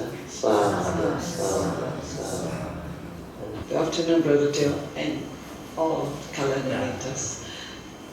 The pandemic, I think, has done a lot of good as well, especially in our own understanding that we don't really need that many things, to survive, and so it has sort of taught me that there's a way out of difficulties and is looking inwards, the opportunity to look inwards, and also to practice renunciation of having to go out and eat, looking for things to buy. So it brings a lot of it sort of is an opportunity for renewal, self-renewal. So there's a lot of good also. Although it has caused a lot of destruction. But do you have any question based on what you have asked? Do you have any question? Not really, but thank you. Or is there anything that you want to know? Well, I suppose it's more about deepening the understanding and also the how to put the knowledge into practice. So in that sense, I have been trying my best you to do believe that. you have benefited from what happened. Yes, and also like using the Dhamma to seek inner peace and also to that one will help. do some that one will good help. for oneself and for family, for people, for society. I think I know what your question is. Okay, Sadhu, thank you. I will try to help you put it into more clearer format so that people can understand it. So based on what Sister Angie has shared he said this pandemic that we have gone through the past 2 over years, it's not only all negative, but there are some positive things that come out of it. We can allow her to develop some form of understanding of life according to her at her level. Because she said she developed more contentment. The word should be contentment. He said life can be more simple. You don't need so much thing to survive. So that is actually contentment. Then he used the word renunciation. He said a lot of things we can renounce, which is good. So this one is mostly the contemplative understanding part, because you didn't go into the daily mindfulness and the training based on the Buddhist teaching. So this one is the second turning, initial part of the second turning. When you reflect on life, when you contemplate on life, then you try to apply the Dhamma, the whatever you understand at your level. It can help you to give you some form of contemplative understanding. It can make you more contented with life. Life may not be so complicated. You don't need so much thing to survive. We talk about it as the new normal. New normal means it's no longer like last time. You can do what you like. You can go. Don't need social distance. So now with the pandemic, everything has become different. Then there are SOP. Of course, now it's reverting back to endemic. They are trying to liberalize the thing. Then, after going through the pandemic, going back to endemic, it is not so straightforward. Many people told me, even my wife told me, I still want to wear the mask. We're so used to it, understand? So in that sense, you contemplate and you reflect. Wearing mask is actually has its benefit. It prevents fast transmission and all those things. Then when you talk about all those things, like you don't need so much to survive, then you look at life differently. Like a lot of people witness their own loved one having COVID. Some almost died, but they managed to come back. Some died. They have very extraordinary impact because that incident really waked them up. There's a lot of these people, once the pandemic over, they can travel, they can eat. You see everybody going out to eat and live life. You say, the money for what? If you landed in the ICU, I mean, you're going through hell. Then you come out, you got long COVID and all those things. Then what is all the money for? Then things that you're supposed to do when you are alive, you are so reluctant to say it out or do. Because paiseh, the thought of it, paiseh. Then a lot of people now share the video. You actually should say what you need to say when there is still time to say it. Otherwise, no more time, you want to say also no more condition for you to say. So a lot of people now has become different. They start to realize that life is not what they think. Life is actually more in-depth than what they used to believe and think. They used to have this idea of accumulation of wealth, holding on to a lot of possessions, and want to have a lot of things. But the pandemic has actually shown to them in front of their eyes that the reality can just overnight become so different. You look at Ukraine. Before the war, everybody was still having the good life despite the pandemic. But once the war starts, those affected, I tell you, is hell to them. Life has become like completely destroyed, gone. So all this is what living beings tend to reflect and contemplate after it happens. But the Dhamma is for us to realize all this before it happens. Then for your case, with your contemplative type of reflection, the understanding will help you to simplify your life and maybe improve your contentment to a certain extent. But when it comes to the real, first noble truth reality later on that confront you, you may not be able to handle it because you lack that type of penetrative wisdom and understanding. Especially at our age, we are going through old age, sickness and death. If by now you still don't understand who are you, what is this five aggregate of form and mind, then you're bound to have grasping to the five aggregate of form and mind. You will be afflicted. But as we age, the reality of this form that goes the way of nature will manifest more and more obvious. Like just now, I think Jing Yam, it was with Adeline and I think the rest at the back. Then somebody mentioned, Jing Yam look carry key now. Then he said, but need to press my armchair. Not too time now. He come down also press. Go up also press. So without this support, he got problem with it. That's why I know his leg weak already. That's why I told him, Jingya car polan. That was what my father told me when he was 70 plus. He said, take care of your leg. The leg. He realized 70 plus. He was on a wheelchair at the age of 72.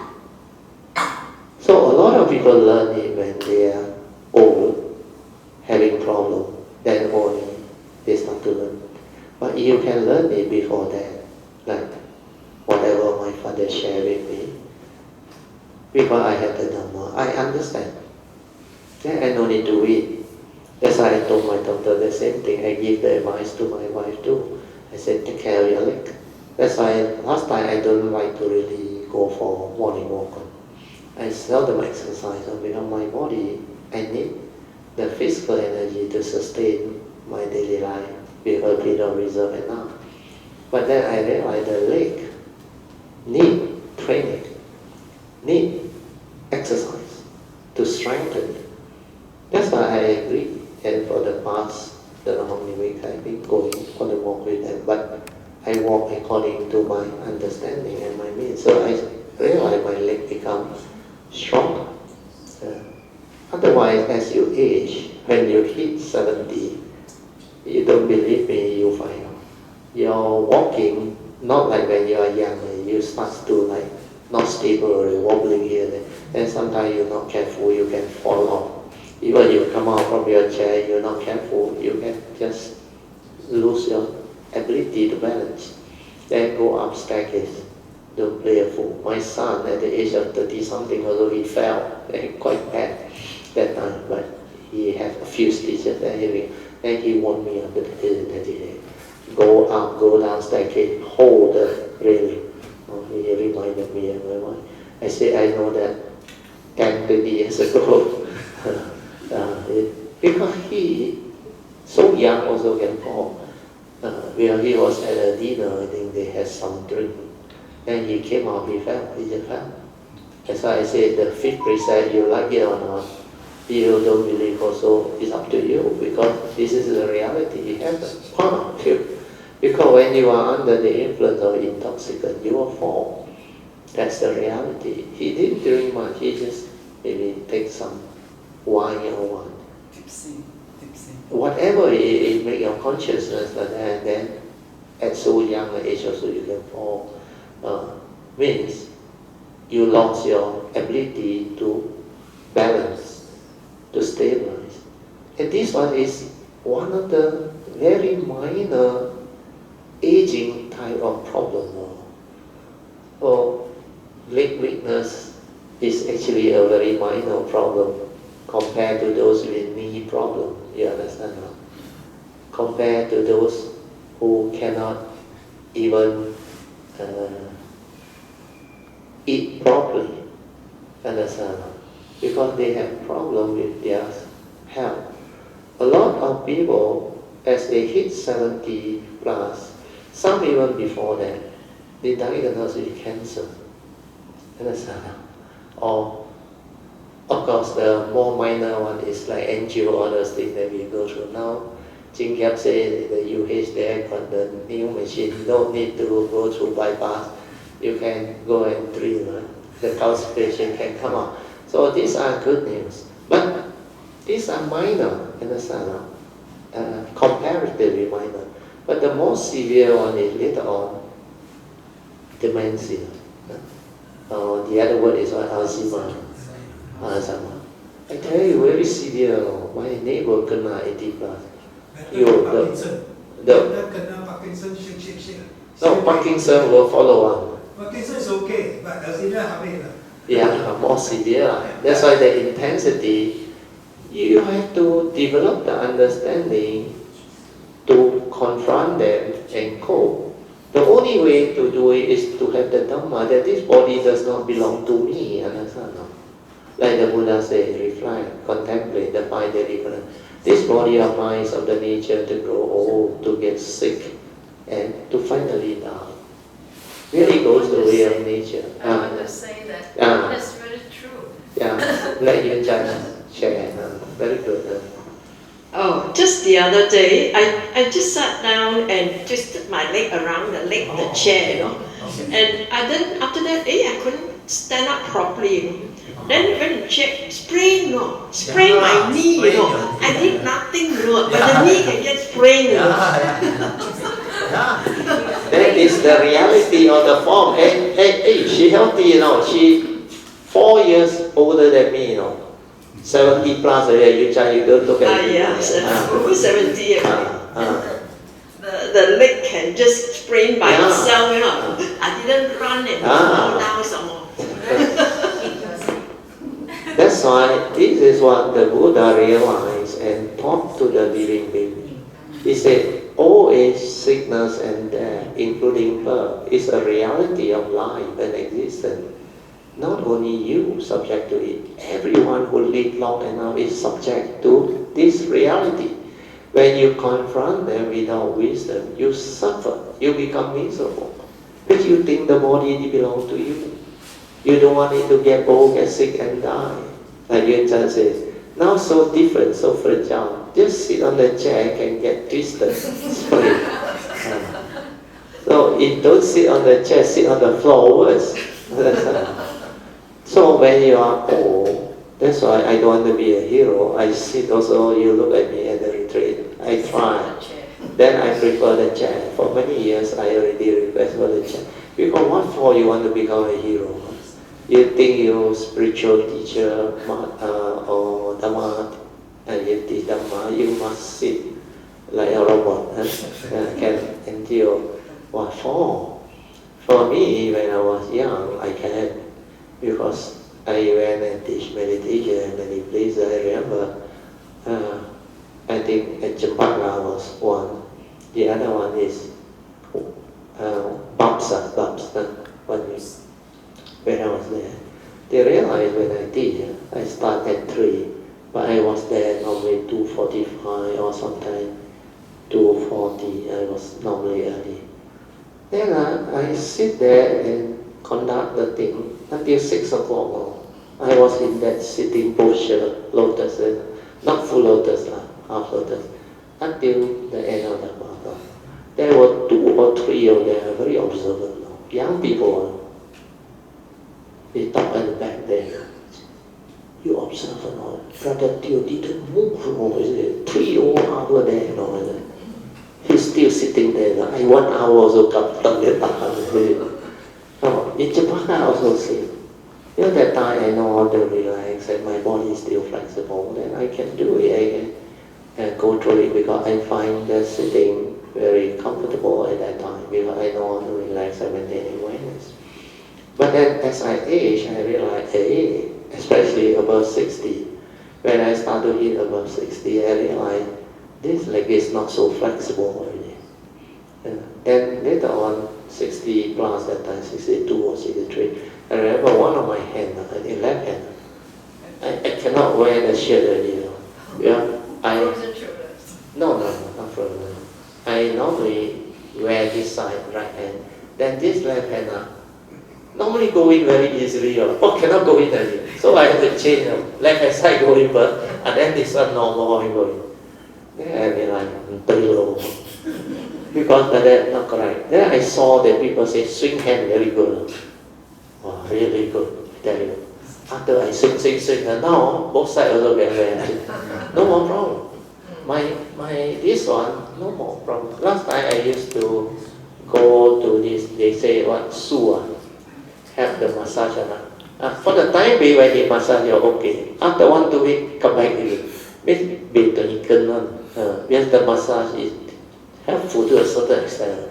But swing hand, everything gone. Everything The gone. muscles are weakened. It's part of Qigong, but you must swing until that hand, that backward and the forward, got that type of Qi movement. Then it's relaxed. It must be a state of relax. Then you just swing. Means let the full weight swing down. Then that Qi flows. Then I only do it for 50 times per morning. Very good. 50 times. Sometimes last time I don't know, I tried 100 times.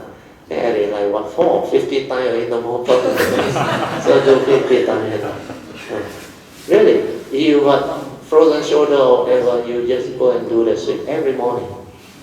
Swing hand. Since Mao Zedong, you do that, Oh, I know he swim a lot. He swim a lot. He swim. Then he smoke a lot also. He and Deng Xiaoping same. Actually, you look at Deng Xiaoping, the way he smoked.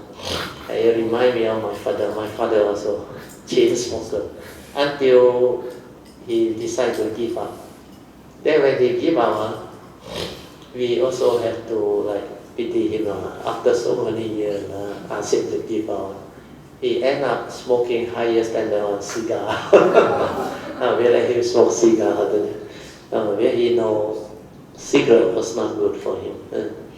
My brother is the best, the elder brother. He gave up completely the cigarette. When he saw the classmate, 30 years over, suddenly the throat cancer because of smoking like him. And admitted to UH in our staff. 3 days he passed away. He said the cancer is very severe already, stage 4. And after he heard that, he saw him die. He no need therapy or treatment. Straight away, no more smoking until today. And now he is 74. No more smoking, nothing. He stopped He again. didn't have any withdrawal symptoms. He don't have. Because the mind, he valued his life more than that experience. Then the only thing he has is after that, after he don't smoke, he got a big tummy. When he smoked, the tummy not there. I don't know whether coincidence or what, I'm not sure. So what we share is very true. So what I want you to understand is, Angie, the Dharma understanding is more penetrating. Otherwise, when you, maybe another 5 years from now, how old are you? 61. Oh, still very young, another at least 10 years. I'm older than you 7 years. It's still a long way to go. I'm 68 already. But I still feel okay. Apart from that thing one, now swing hand, now I back to normal. So I got no more problem. Now is my leg.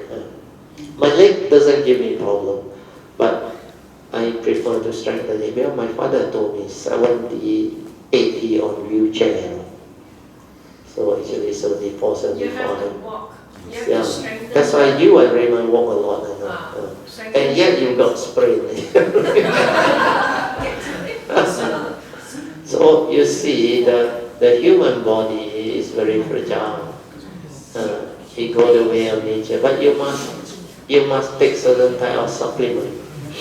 Supplements are very important, especially glucosamine for your joints and others. So all this we learn from each other, from our parents, from our grandparents, from elders. We learn, these are Dhamma. So this is very good. Good afternoon, Brother Teoh, Mrs. Teoh, and all kilometers. It is indeed a very blessed day. Okay, I will start today. I will start the talk with what I did early this morning. When I got up, I was like trying to get my things done before I left.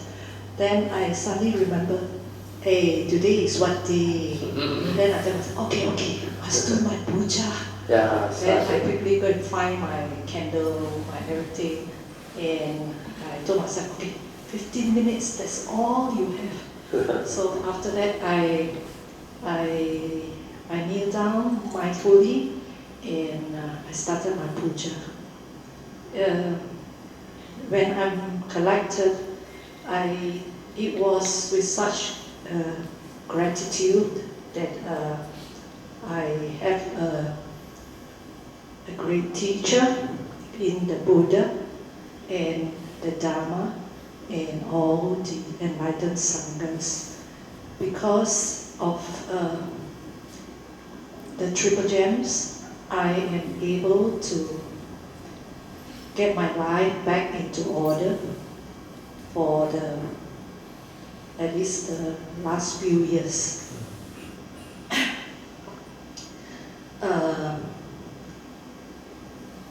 Whatever I've done in these years, it has made my life so much better, and also with some understanding that I don't get agitated so fast, and able to see that many of the things that we experience is through condition arising, dependent origination, which is such an important lesson in life. As long as we cannot accept this, our life will be very miserable. And having listened to so many sharings by our Kalamitas, we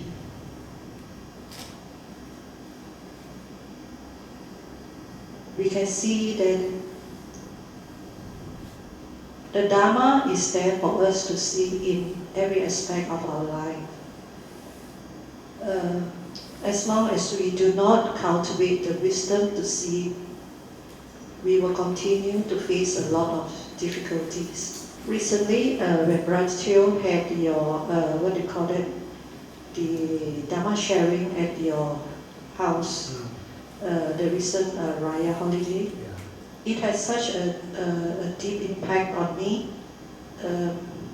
When I went back at the night, when I was doing my puja, I could feel that something, resonates with me. When I at the end of the puja, when I ask for forgiveness, especially from my teachers, guides, and masters, this very strange figure just appeared in front of my altar. It's a life-size, how do I describe it? Like a monk in a sitting position. Just the outline and image, and I could see that it's in the sort of traditional Chinese,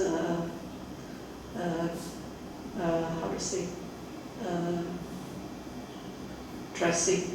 And of course, straight away the mind goes, what's that? But then I told myself, just leave it be. And I continue with my puja.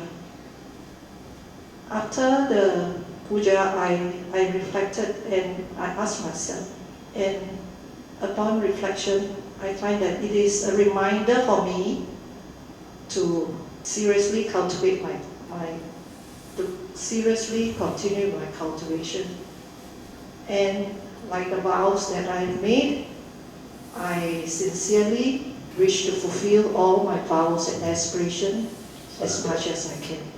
Thank you, that's all I have to share. Sadhu. Let us rejoice. Very good. Sadhu. So what Gigi shared was also very beautiful.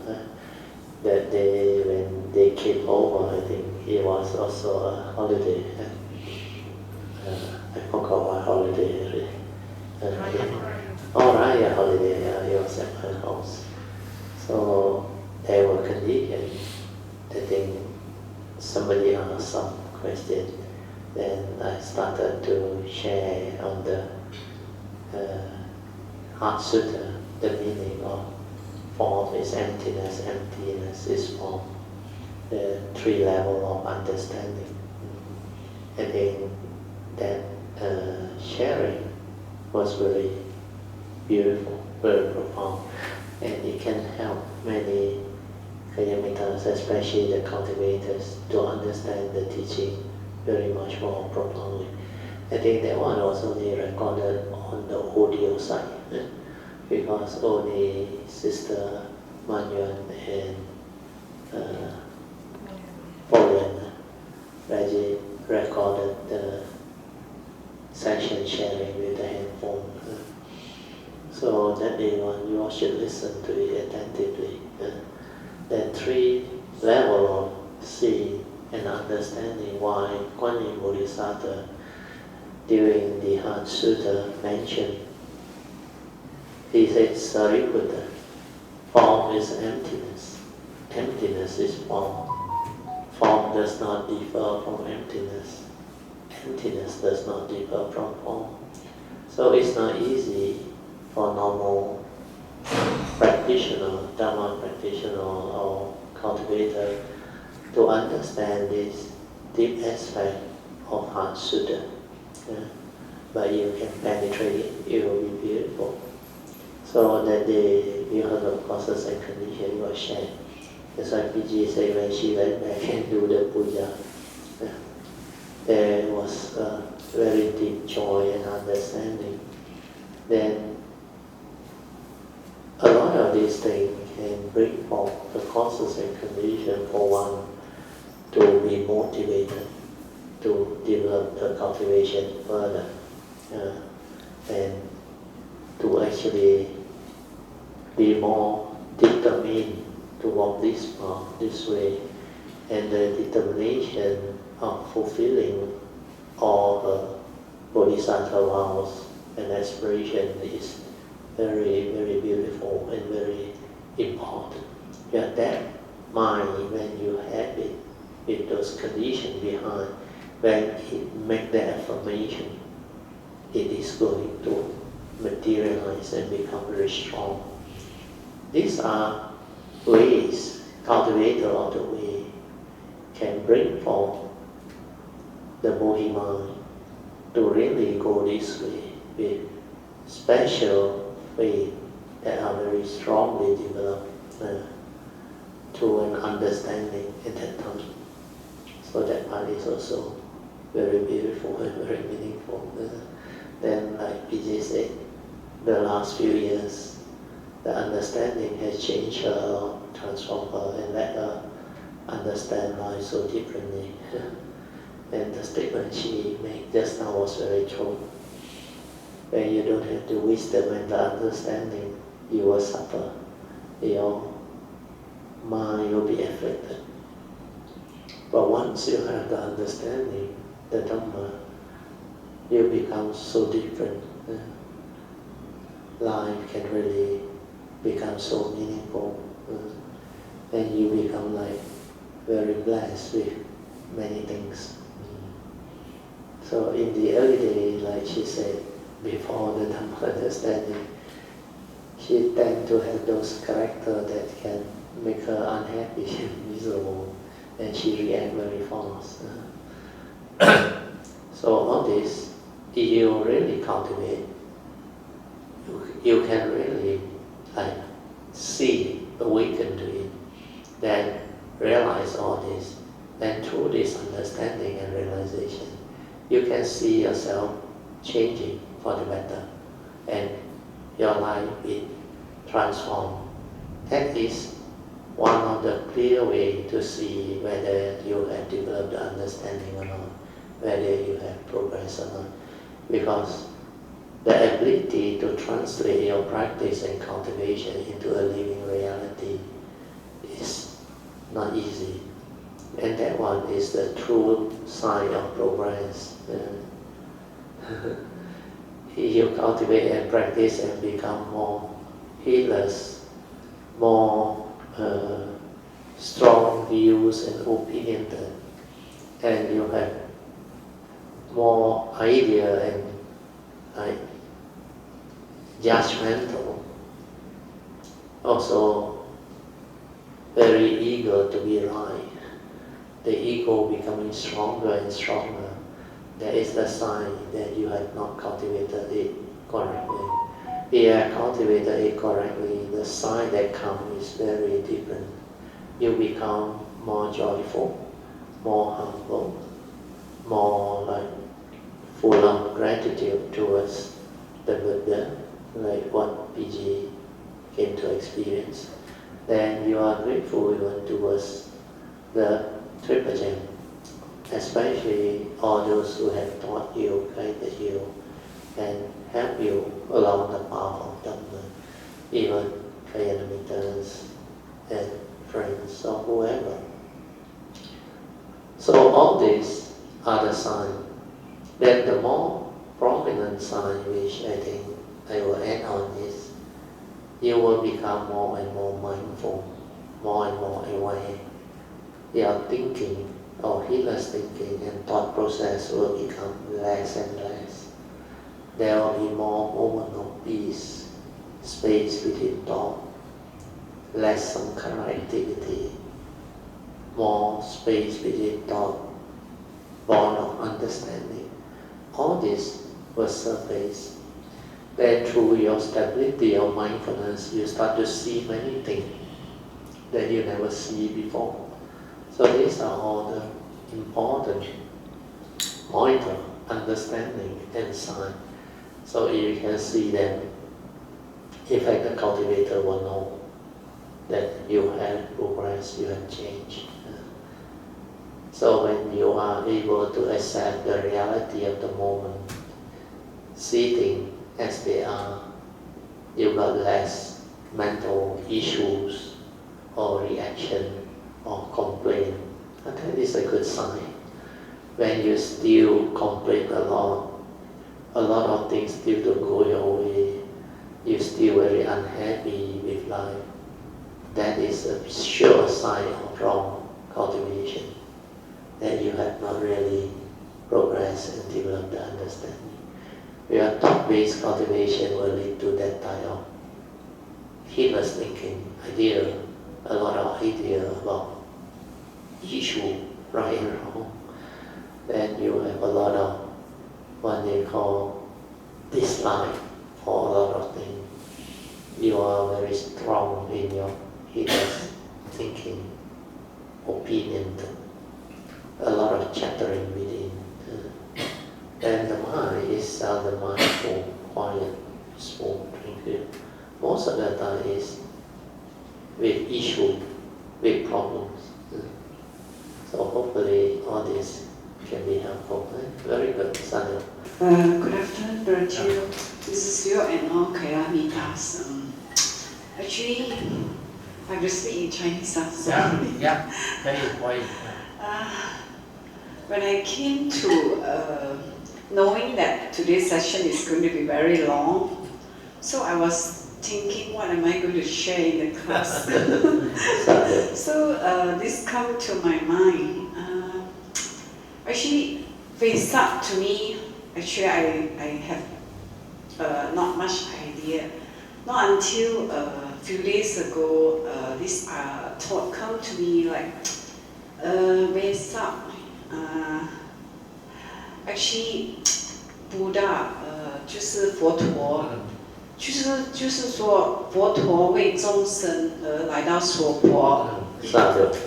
Okay, so 他的所显现那个相，从他的出生到他成长、出家，得到成佛而说法，到涅槃的所有，就是显现给我们众生，知道 there's a path that leading to 这个 liberation.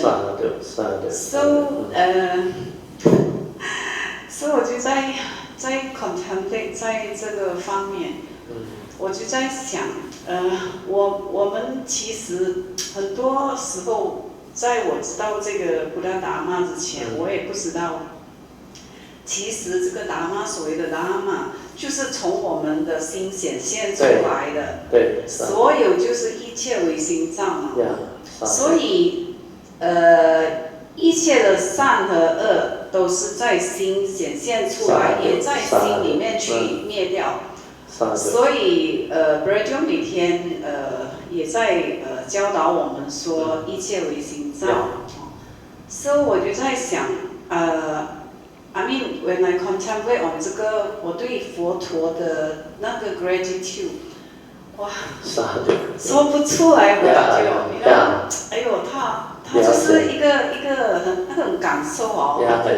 When Guy Brother 开课的时候 ，Brother 讲到布达的所有，我也是感到很感动，那个泪就要出来了，因为那个 gratitude towards 布达他所带给我们的布达达麦所有的一切，实在是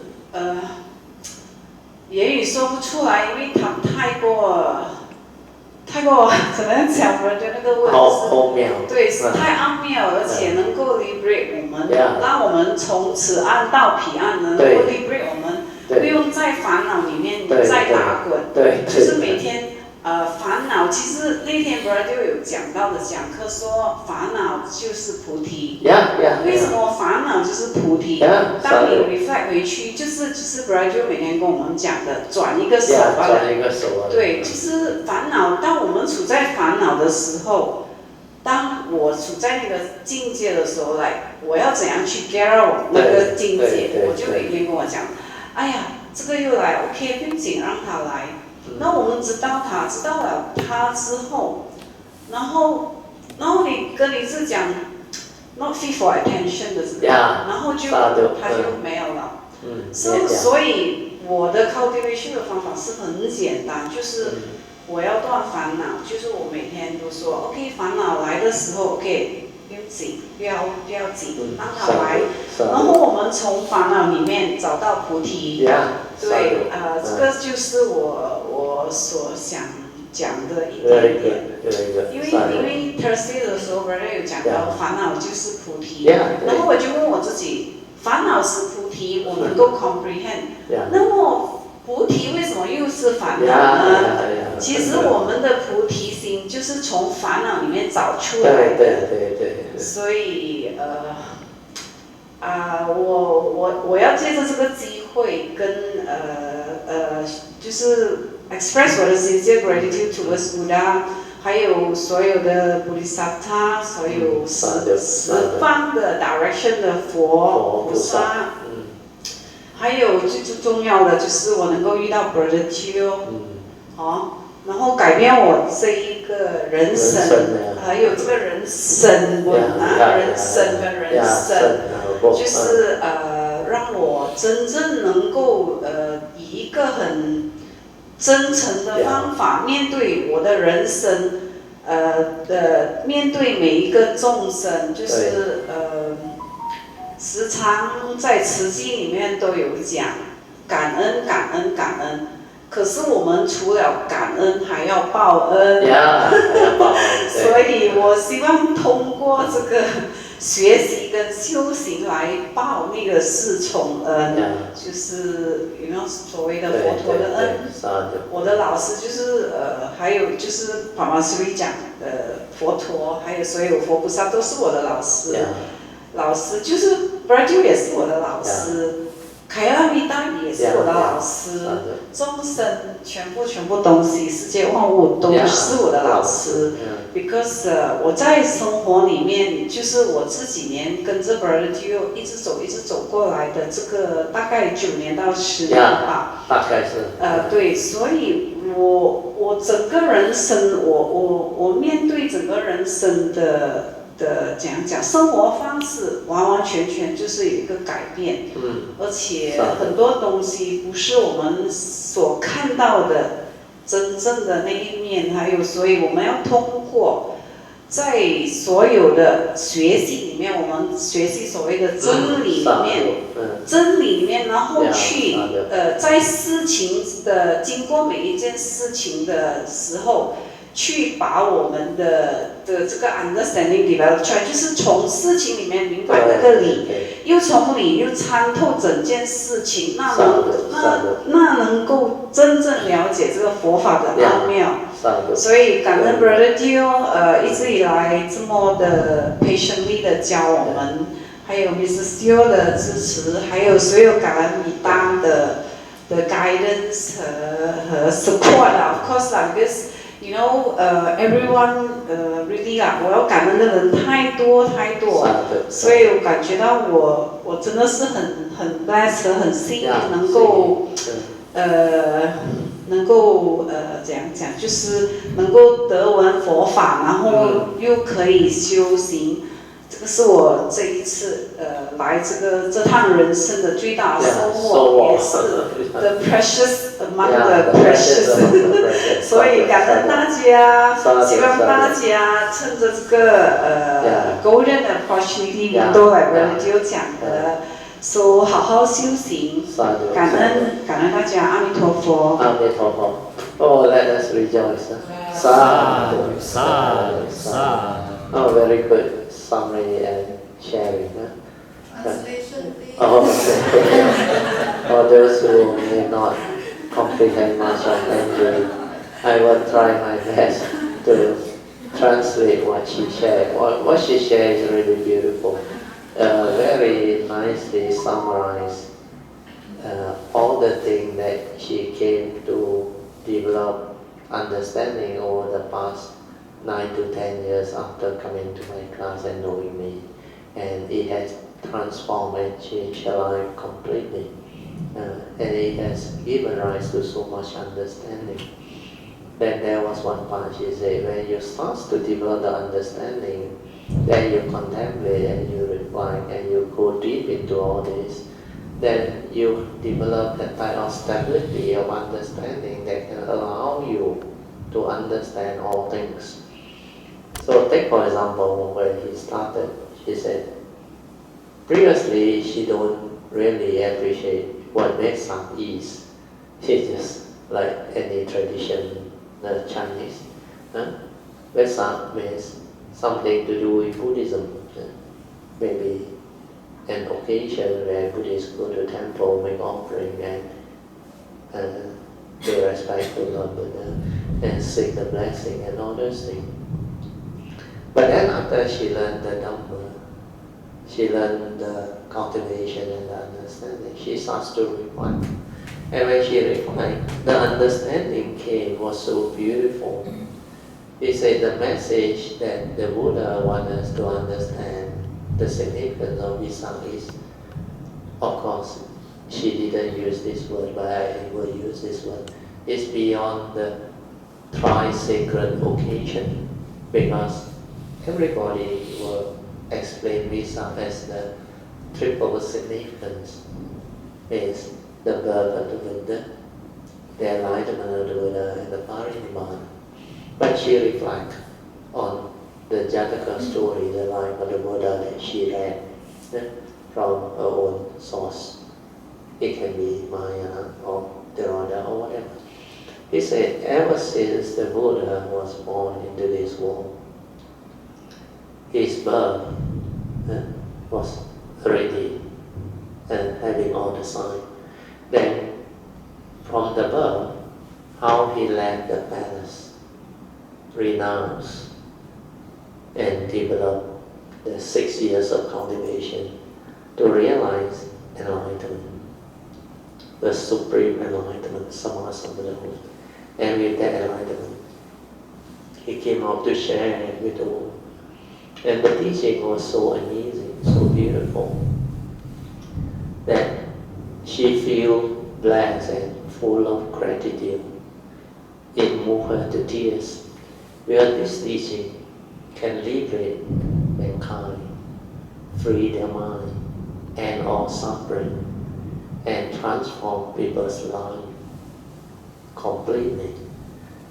Then, from the sharing until his passing away in Parinibbana, all this has benefited countless living beings. And this teaching is so precious, so meaningful. So through this contemplation, Wesak has become so different. It covers almost all aspects of life. All aspects of life. Not only the Dhamma. Then she continued by saying, it's just like what Brother Teoh always shared. The Mahayana also always share this. He said, all Dhamma, they are manifestation of the mind. Each year we see some means created by the mind. So nothing is apart from that mundane mind. Yes, from that mundane mind, all causes and conditions arise.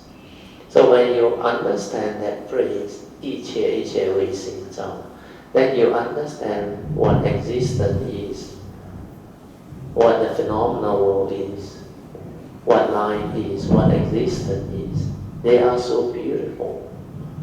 Then from there, if you don't have the teaching, if you don't have the Dhamma, you suffer, you become afflicted, you become miserable. But when you develop the understanding of the teaching, you become so different, so beautiful. And life really becomes so different. That's why I say over the 9 to 10 years after learning the thing, it has developed the causes and conditions for her to completely transform her life. She said, 人生 and the other one is what?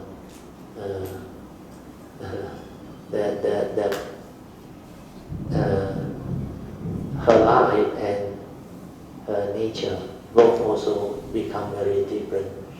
So both has been transformed, not only physically, mentally, the understanding, then the understanding of life. So all this has actually developed great transformation in her as a living being or as a human being in this life. So this is so beautiful. Then she somehow add on by saying, we have such beautiful condition, like the great window of opportunity, like I used to say, the golden window of opportunity to be born as a human being, to be born during the Buddha Sasana, to have the precious, rather amazing and wonderful teaching.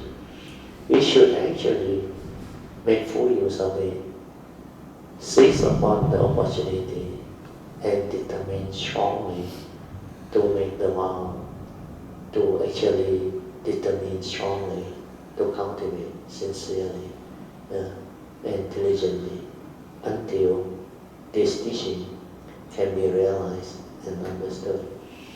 And all this has its great significance and meaning. And she also add on, I think, a few more things which I also cannot recall.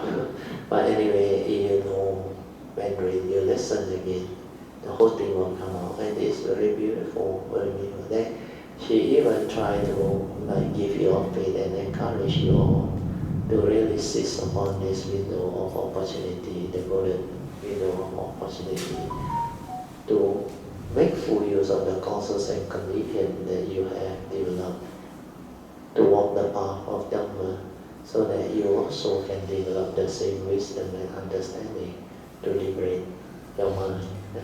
So basically, this is what she tried to share. Then she talked about gratitude, very deep gratitude towards the Buddha, towards all the guide, the teacher, and those who have affinity with her cultivation and nature for Pusa, everything. And this gratitude is so deep that it moved her to tears every time she reflected on all these things. And she said, this life she is really blessed. She received a lot of soul war. In English is what? Harvest. Receive a lot of what? Soul. In Canada is soul. In English is what? Reward. Greatly rewarded. Because this life is so special. She already felt full of gratitude and blessed. And it's wonderfully rewarded. Receive a lot of this type of blessing and wholesomeness, which gives her not only the joy, the happiness, but the gratitude and the she don't know, she feels it's very difficult to express, very deep, the understanding from within is very deep. And the nature has a lot of not only gratitude, but the expression of joy and so blessed to have the condition to receive all this. So she felt very contented, very happy, and hope all Kayamita can also develop the understanding and cultivation and to also reap the same benefit. Then after that she said, Kanan. She said Kanan also must bow. Yeah, I haven't finished. She said Kanan first. Kanan is gratitude. Then he said not only Kanan, no, Bao. So in English is what? Repay. Yeah. How to express it in English? But the Mandarin word is very meaningful. Cảm ơn and bao. Bố tập và bố yan, bao ơn. So the best way of bao ơn is to share this teaching with others, to fulfill the Bodhisattva vow, to take the living across. That's why the bao ơn part I also went through during the early years of my cultivation. You will actually had that deep gratitude that move you to tears, and you want to really do something to benefit back the sasana, to benefit back the living beings, sentient beings. So all these things are very beautiful. That's why it is a natural outcome of cultivation. When you are cultivated correctly, you will have a lot of joy, a lot of understanding that leads to gratitude, deep gratitude. Then you want to means do something to repay those gratitude. And the best way to do it is to fulfill the Bodhisattva vow and become a Samasa Buddha to deliver living beings, sentient beings, and return all this understanding to the world, to all of humanity, mankind, and living beings. So this is a very deep understanding of cultivator. All cultivator will have this. Not only you feel joy, the gratitude because of what you receive, but you want to do something to repay all those things that God has done upon us. So that power and path is a very, very extensive understanding that only true cultivator will develop. Because when you have that heart, your nature open up. You really want to go all out to develop this understanding and cultivation and perfection, so that you can also do that duty to fulfill that Sammasambuddhahood aspiration and bond. And that is the best way to repay. No other way. So this is beautiful. So let us rejoice. Sadhu, sadhu, sadhu. So PG can understand. Sadhu. But the Mandarin version is more meaningful. If you know Mandarin, I tell you, you will like it. Because she expresses it very well. She is Mandarin educator, you cannot blame her. And her English is very limited. For her to be able to say the few words in English for the sharing is really a great step or joy that he was able to have that type of sharing.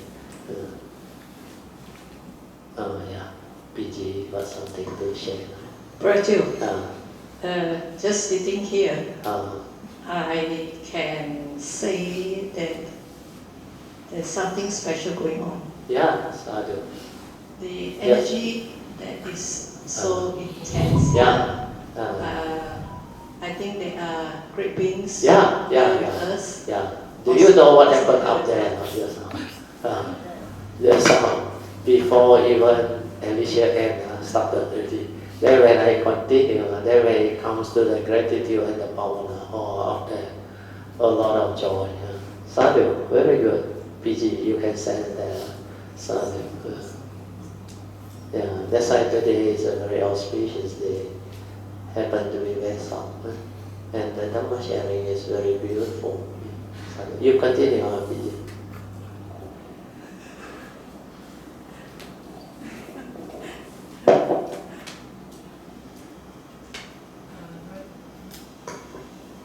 Teoh, me too would like to express my gratitude to Teoh, Mrs. Teoh, and all my teachers.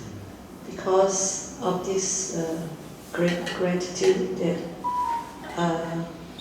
I have the opportunity to learn the Dharma, and of course, like I've expressed before, it has made such a great difference in my life. And if not now, when am I going to make this change? Most of us are already in our 60s. Yeah. And I know a lot of us put in a lot of effort. But we feel that we are not going the right way, or we are not doing right. And of course, we have people like Sister Alicia, Sister Po Cheng, you know, they give us so much inspiration that it can be done.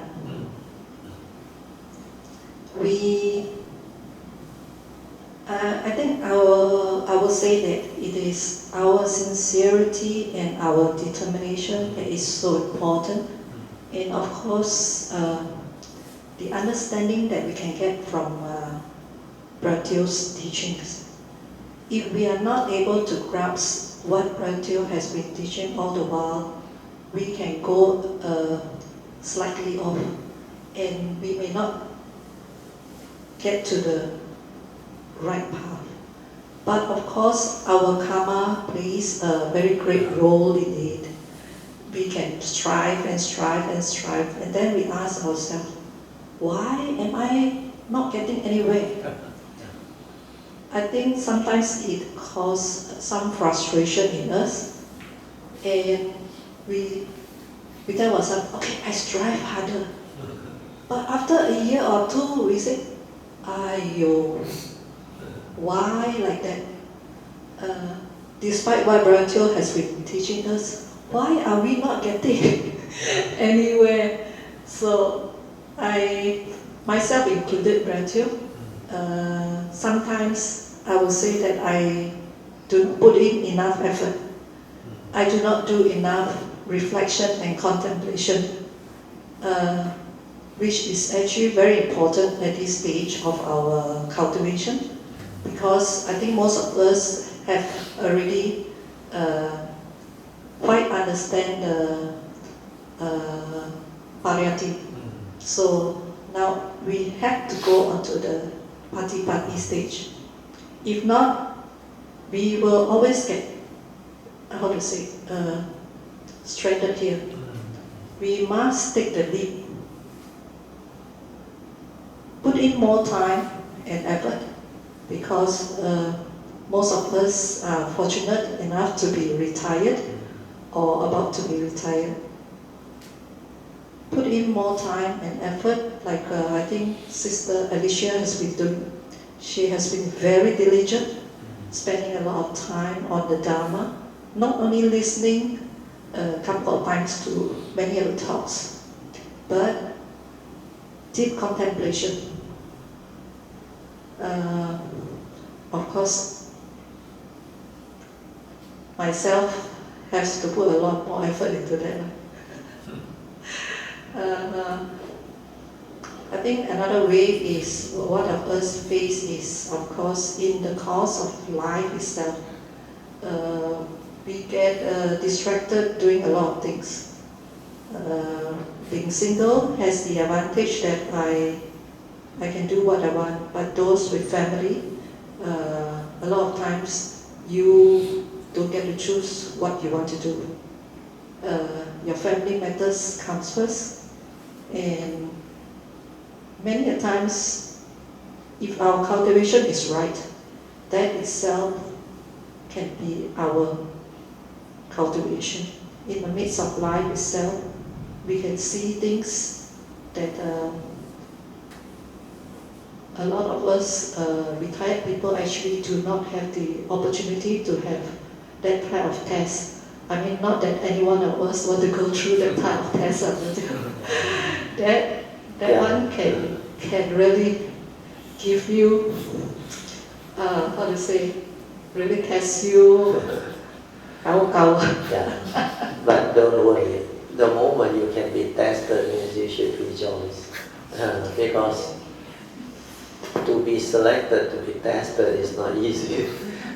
You have to qualify, and most of these people, when the test comes, they will qualify. They have no problem. But of course, if you think back, you reflect back, you say, if I had known that, I would rather don't want to be tested. I remember there was one Kayamita in the early years, the early 2007 or 8, when she went through the test.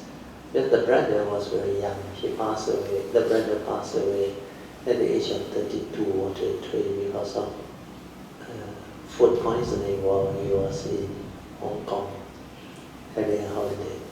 Then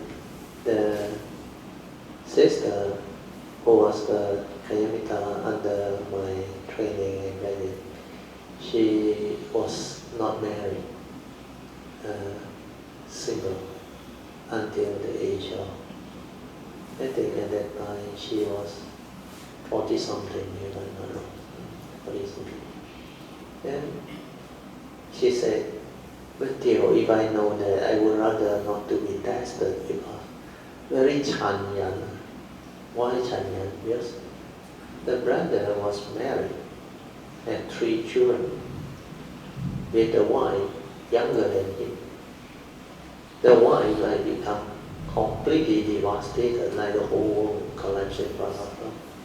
Suddenly the news came, the husband passed away just like that. Then she is a housewife, no job, nothing. Then the fear, the insecurity, the agony, all these are the first number 2 reality that actually arise.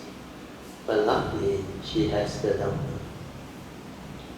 She straight away called me and let me know about the situation. Then I told her, don't worry, you will know what to do. Then he said, yeah, but for me, I can accept what happened, but not for my sister-in-law. So I said, very straightforward. So you will know what to do. He said, yeah, I will do what I have to do. Like Brother Teoh said, he said, no amount of fear, worry, anxiety, or anger can bring about a solution. It will make the matter worse. You should first of all do what you have to do. Calm down your sister-in-law and give her faith. Talk to her. We will be fully behind you. Don't worry. Whatever happened already happened. It's a reality we cannot avoid. We have to move on. Out of love and compassion for your children, for yourself, your future, you have to move on. And we will help you in whatever way. So the sister promised the sister-in-law, she will help her no matter how. Then don't worry, say, do what you have to. So on her behalf, she asked for forgiveness on behalf of the brother. Then help to calm the sister-in-law down and help her to do what she has to do. They need to file for claim of the insurance claim and the EPL and everything, and whatever kind of property or asset that the brother has that need to be sorted out. Help the sister-in-law to sort it out, and support her for whatever duration she needs until she can settle down and move on with her life, to maybe get a job or whatever. Then the mother also willing to take care of the children and all those things. So this was how I told you, when you are being chosen to be tested, don't worry, you will pass. So far all passed. It's only that on hindsight they say, it's really, really traumatic. And she used the Cantonese word, 好殘忍. How to translate in English? Very cruel, very cruel. He said, how can this thing happen? People without Dharma cannot take it. That's why it's 殘忍. Very, very cruel. But the English word, the meaning cruel, doesn't stand out. The 殘忍 can't really stand out. So it's how you view it, how you develop the wisdom to understand it. The test is something natural. Nature's law. It's not that the Buddha doesn't want to test you. There is no such thing. They know there is no mark. What is there to test you? But nature's law is such within the conditioned world. It manifests. And the only way to test her is, she is not married. She don't have a husband. She don't have children. She is not like project man. Got daughter, married, at least can be tested in that particular way. But for her case, because she is not married. So the people or loved one who can really test her is the brothers, the siblings, or the mother. Then this only happened to be the younger brother. And when she was so close to the brother, it really, initially was a shock to her too. And when I told her, it's a test you have to go through. Now that you have penetrated the anatta, you have understood the five aggregate of form and mind, you should be able to handle all this. There's no reality, they know you. They say, yeah, but I understand, but my sister-in-law don't understand. So that is the part that she needs to actually develop the understanding, to comfort her, to console her, and to assure her that life can still continue. And she can help her to overcome all this and resolve all this so-called like fear, misery, and so-called problem. Because especially the sister-in-law, if you were in her shoe, how would you feel? You have 3 children, all still very young, and your husband just suddenly heart attack, not heart attack, that food poisoning or just die overseas. And you've got no one to depend on. You are a housewife. You are not even having a career or job. Then you've got 3 children and stay in Johor. So it was not easy. So this is what I meant by don't worry.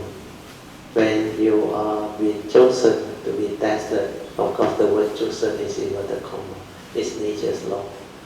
Then this thing, you will pass. You don't have to worry. Yeah, Alicia want to say something. Yeah. Teoh 其实我忘记刚才感恩Pamasri 跟 Brother Teoh 为我们 you know 带来这个这么美好的一天，很有意义的一天。还有另外我想跟大家分享的就是，我还记得第一次 Brother Teoh 的 retreat 在 Cameron Highlands。So everyone was given 15 minutes or 10 minutes to speak. So that was my first year in Cameron. So when there's almost time my turn to pick up the mic, I was like shivering. Please, the mic don't come to me. Please. You see, so what I'm trying to share with all Kayamita is, I started off with afraid of the mic, and I couldn't speak anything. You know. At that time you are not ready. Your mind state, because at that time she was still under that depression, still haven't really come out of it, still haven't got the understanding. And remember, she still got ulcer.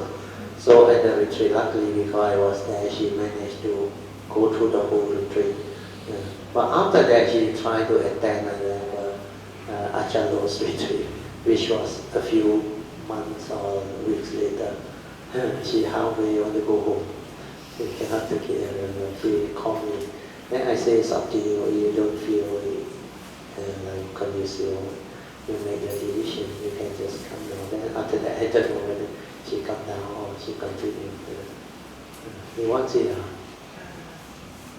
Teoh, I left because out of fear that time. 没事的 I knew you were leaving. 可是我一下到山的时候我就没事了 you know, like correct. back to normal. Then I realized this is the fear. Because the environment is so alien to her, and she is having a quite low teacher who she cannot understand and not familiar with the Thai tradition, and all the chanting is like Greek to her. So that's why she made re-educated. I can feel, I can sense. I say, it's up to you, don't worry. You want to come down, you just come down. So that's why she came down. So finally, when she came down, she was okay again. So these are what I call karmic obstruction. They will come and obstruct you.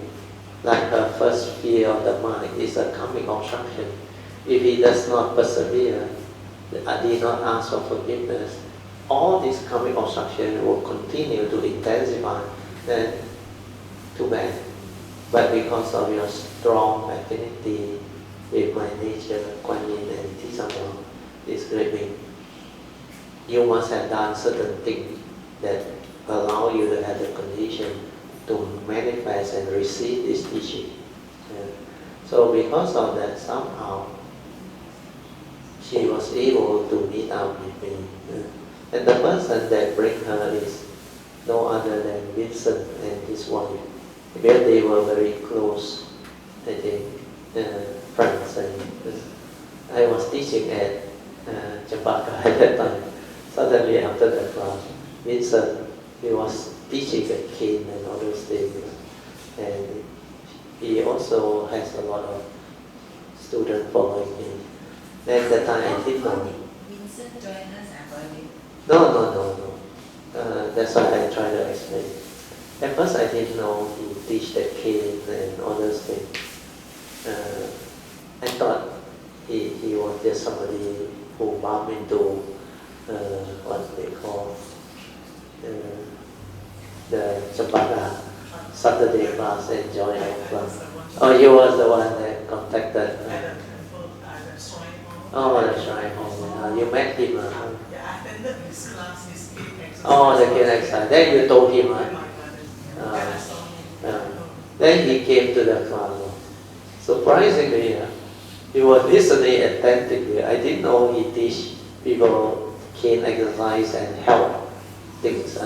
Then I think Hui Rong, Anne and Hui Ling, they also attended his class, the cane exercise. Then he must have heard from Adeline and Teoh. Then he was there. Oh, a few sessions on Saturday class, listen attentively. Then he also got some form of sixth sense. He sensed that I have the understanding, and I can help other people. During that time, that few Saturday sharing, I helped one lady. I think that time that lady was 60 years old. He went to the Goenka Taiwan retreat, one of the 10-day retreat. And first retreat was very good, he said. Then after that, he went for the second retreat, the third retreat. Wow, kena by Mara, attacked by Mara. And the experience was very traumatic. And that lady reported that thing. Then I explained how she can overcome it by asking for forgiveness and repent and vow and all those things. And this lady also, he was listening to the session. He realized I keep on mentioning, don't touch psychic, thought-based meditation, focus, concentrate, all those things. After the class, he raised her hand. He said, Brother Teoh, I want to share. He said, many years ago, I was at this style of meditation, this style of retreat. Then you know what happened. I got this very traumatic attack. I stopped everything until now. What you say is very true. Don't touch psychic. Don't touch all this concentration focus.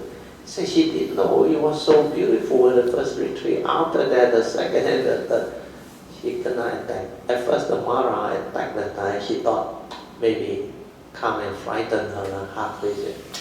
So she took it like normal. Then you know what happened? Suddenly, she was actually sleeping now. She thought it was a dream. The Mara came, not only that, he don't know, tell her about her past karma, how they don't want to. He said, I'm going to take revenge and torment you. And tear her hair, pull out of her skull. She thought it was a dream. She woke up, blood everywhere. The hair gone. They admitted her to the hospital, but not reported. That's what happened. And this one, from her own mouth, she said. Then there are other people with depression. So Vincent heard all this. Then he suddenly, towards the end of one of the class, he approached me. He said, Teoh, can I bring a friend? I said, regarding what? He said, she is our close friend. She also has this problem with it about depression and all that stuff. I said, provided she want to come, otherwise don't bring her. Then he said, okay. Then the wife was also very excited, I think, Anna. So they, I think, went and talked to Alicia and Freddie. Then for 2-3 months, nothing happened. After about 3 months, suddenly he called me. He said, my friend want to attack. Oh, is it good? So let her come. That Tuesday class, she came. The moment she entered the house, I can sense the fear in her, the emotion and everything, the depressive mindset. She did not look at me at all. She hit like that on the ground. Then came in where the house is very alien to her. And she just sat at one corner next to Vincent, Anna, and also Freddie. In my SS2 at the altar where I sit, you all normally see in front of me. She was on the right hand side, the end, somewhere in the middle.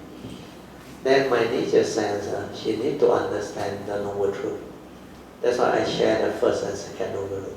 Then suddenly I saw the inner glow in her mind, like she can, like inside can smile. Just a moment only, then I knew already. It has touched physical condition. Otherwise, she cannot respond to that one. Then after that, I continue to explain the second noble truth, the cause of arising, using the analogy of wrong thought and all those things. Thought that condition your fear, worry, anxiety, sorrow, and lamentation. And she can relate to all this because she went through 16 years of depression under those conditions, until ulcer and health problem, everything. Then she see like there's a light at the end of the tunnel, like somebody who can understand her and explain why she is caught in this. Then I explained the second noble truth. Then I said, if you understand what is suffering, the first noble truth, then the cause of its arising, you will be able to manage your life better, isn't it? When you know the cause, then you know that these are all suffering. The first noble truth reality will condition only because of wrong thought. So if you know the cause and you know what is suffering, then your life, you hold the key to your own life destiny. You choose to be happy, you choose to be free from all this, you should be happy and free.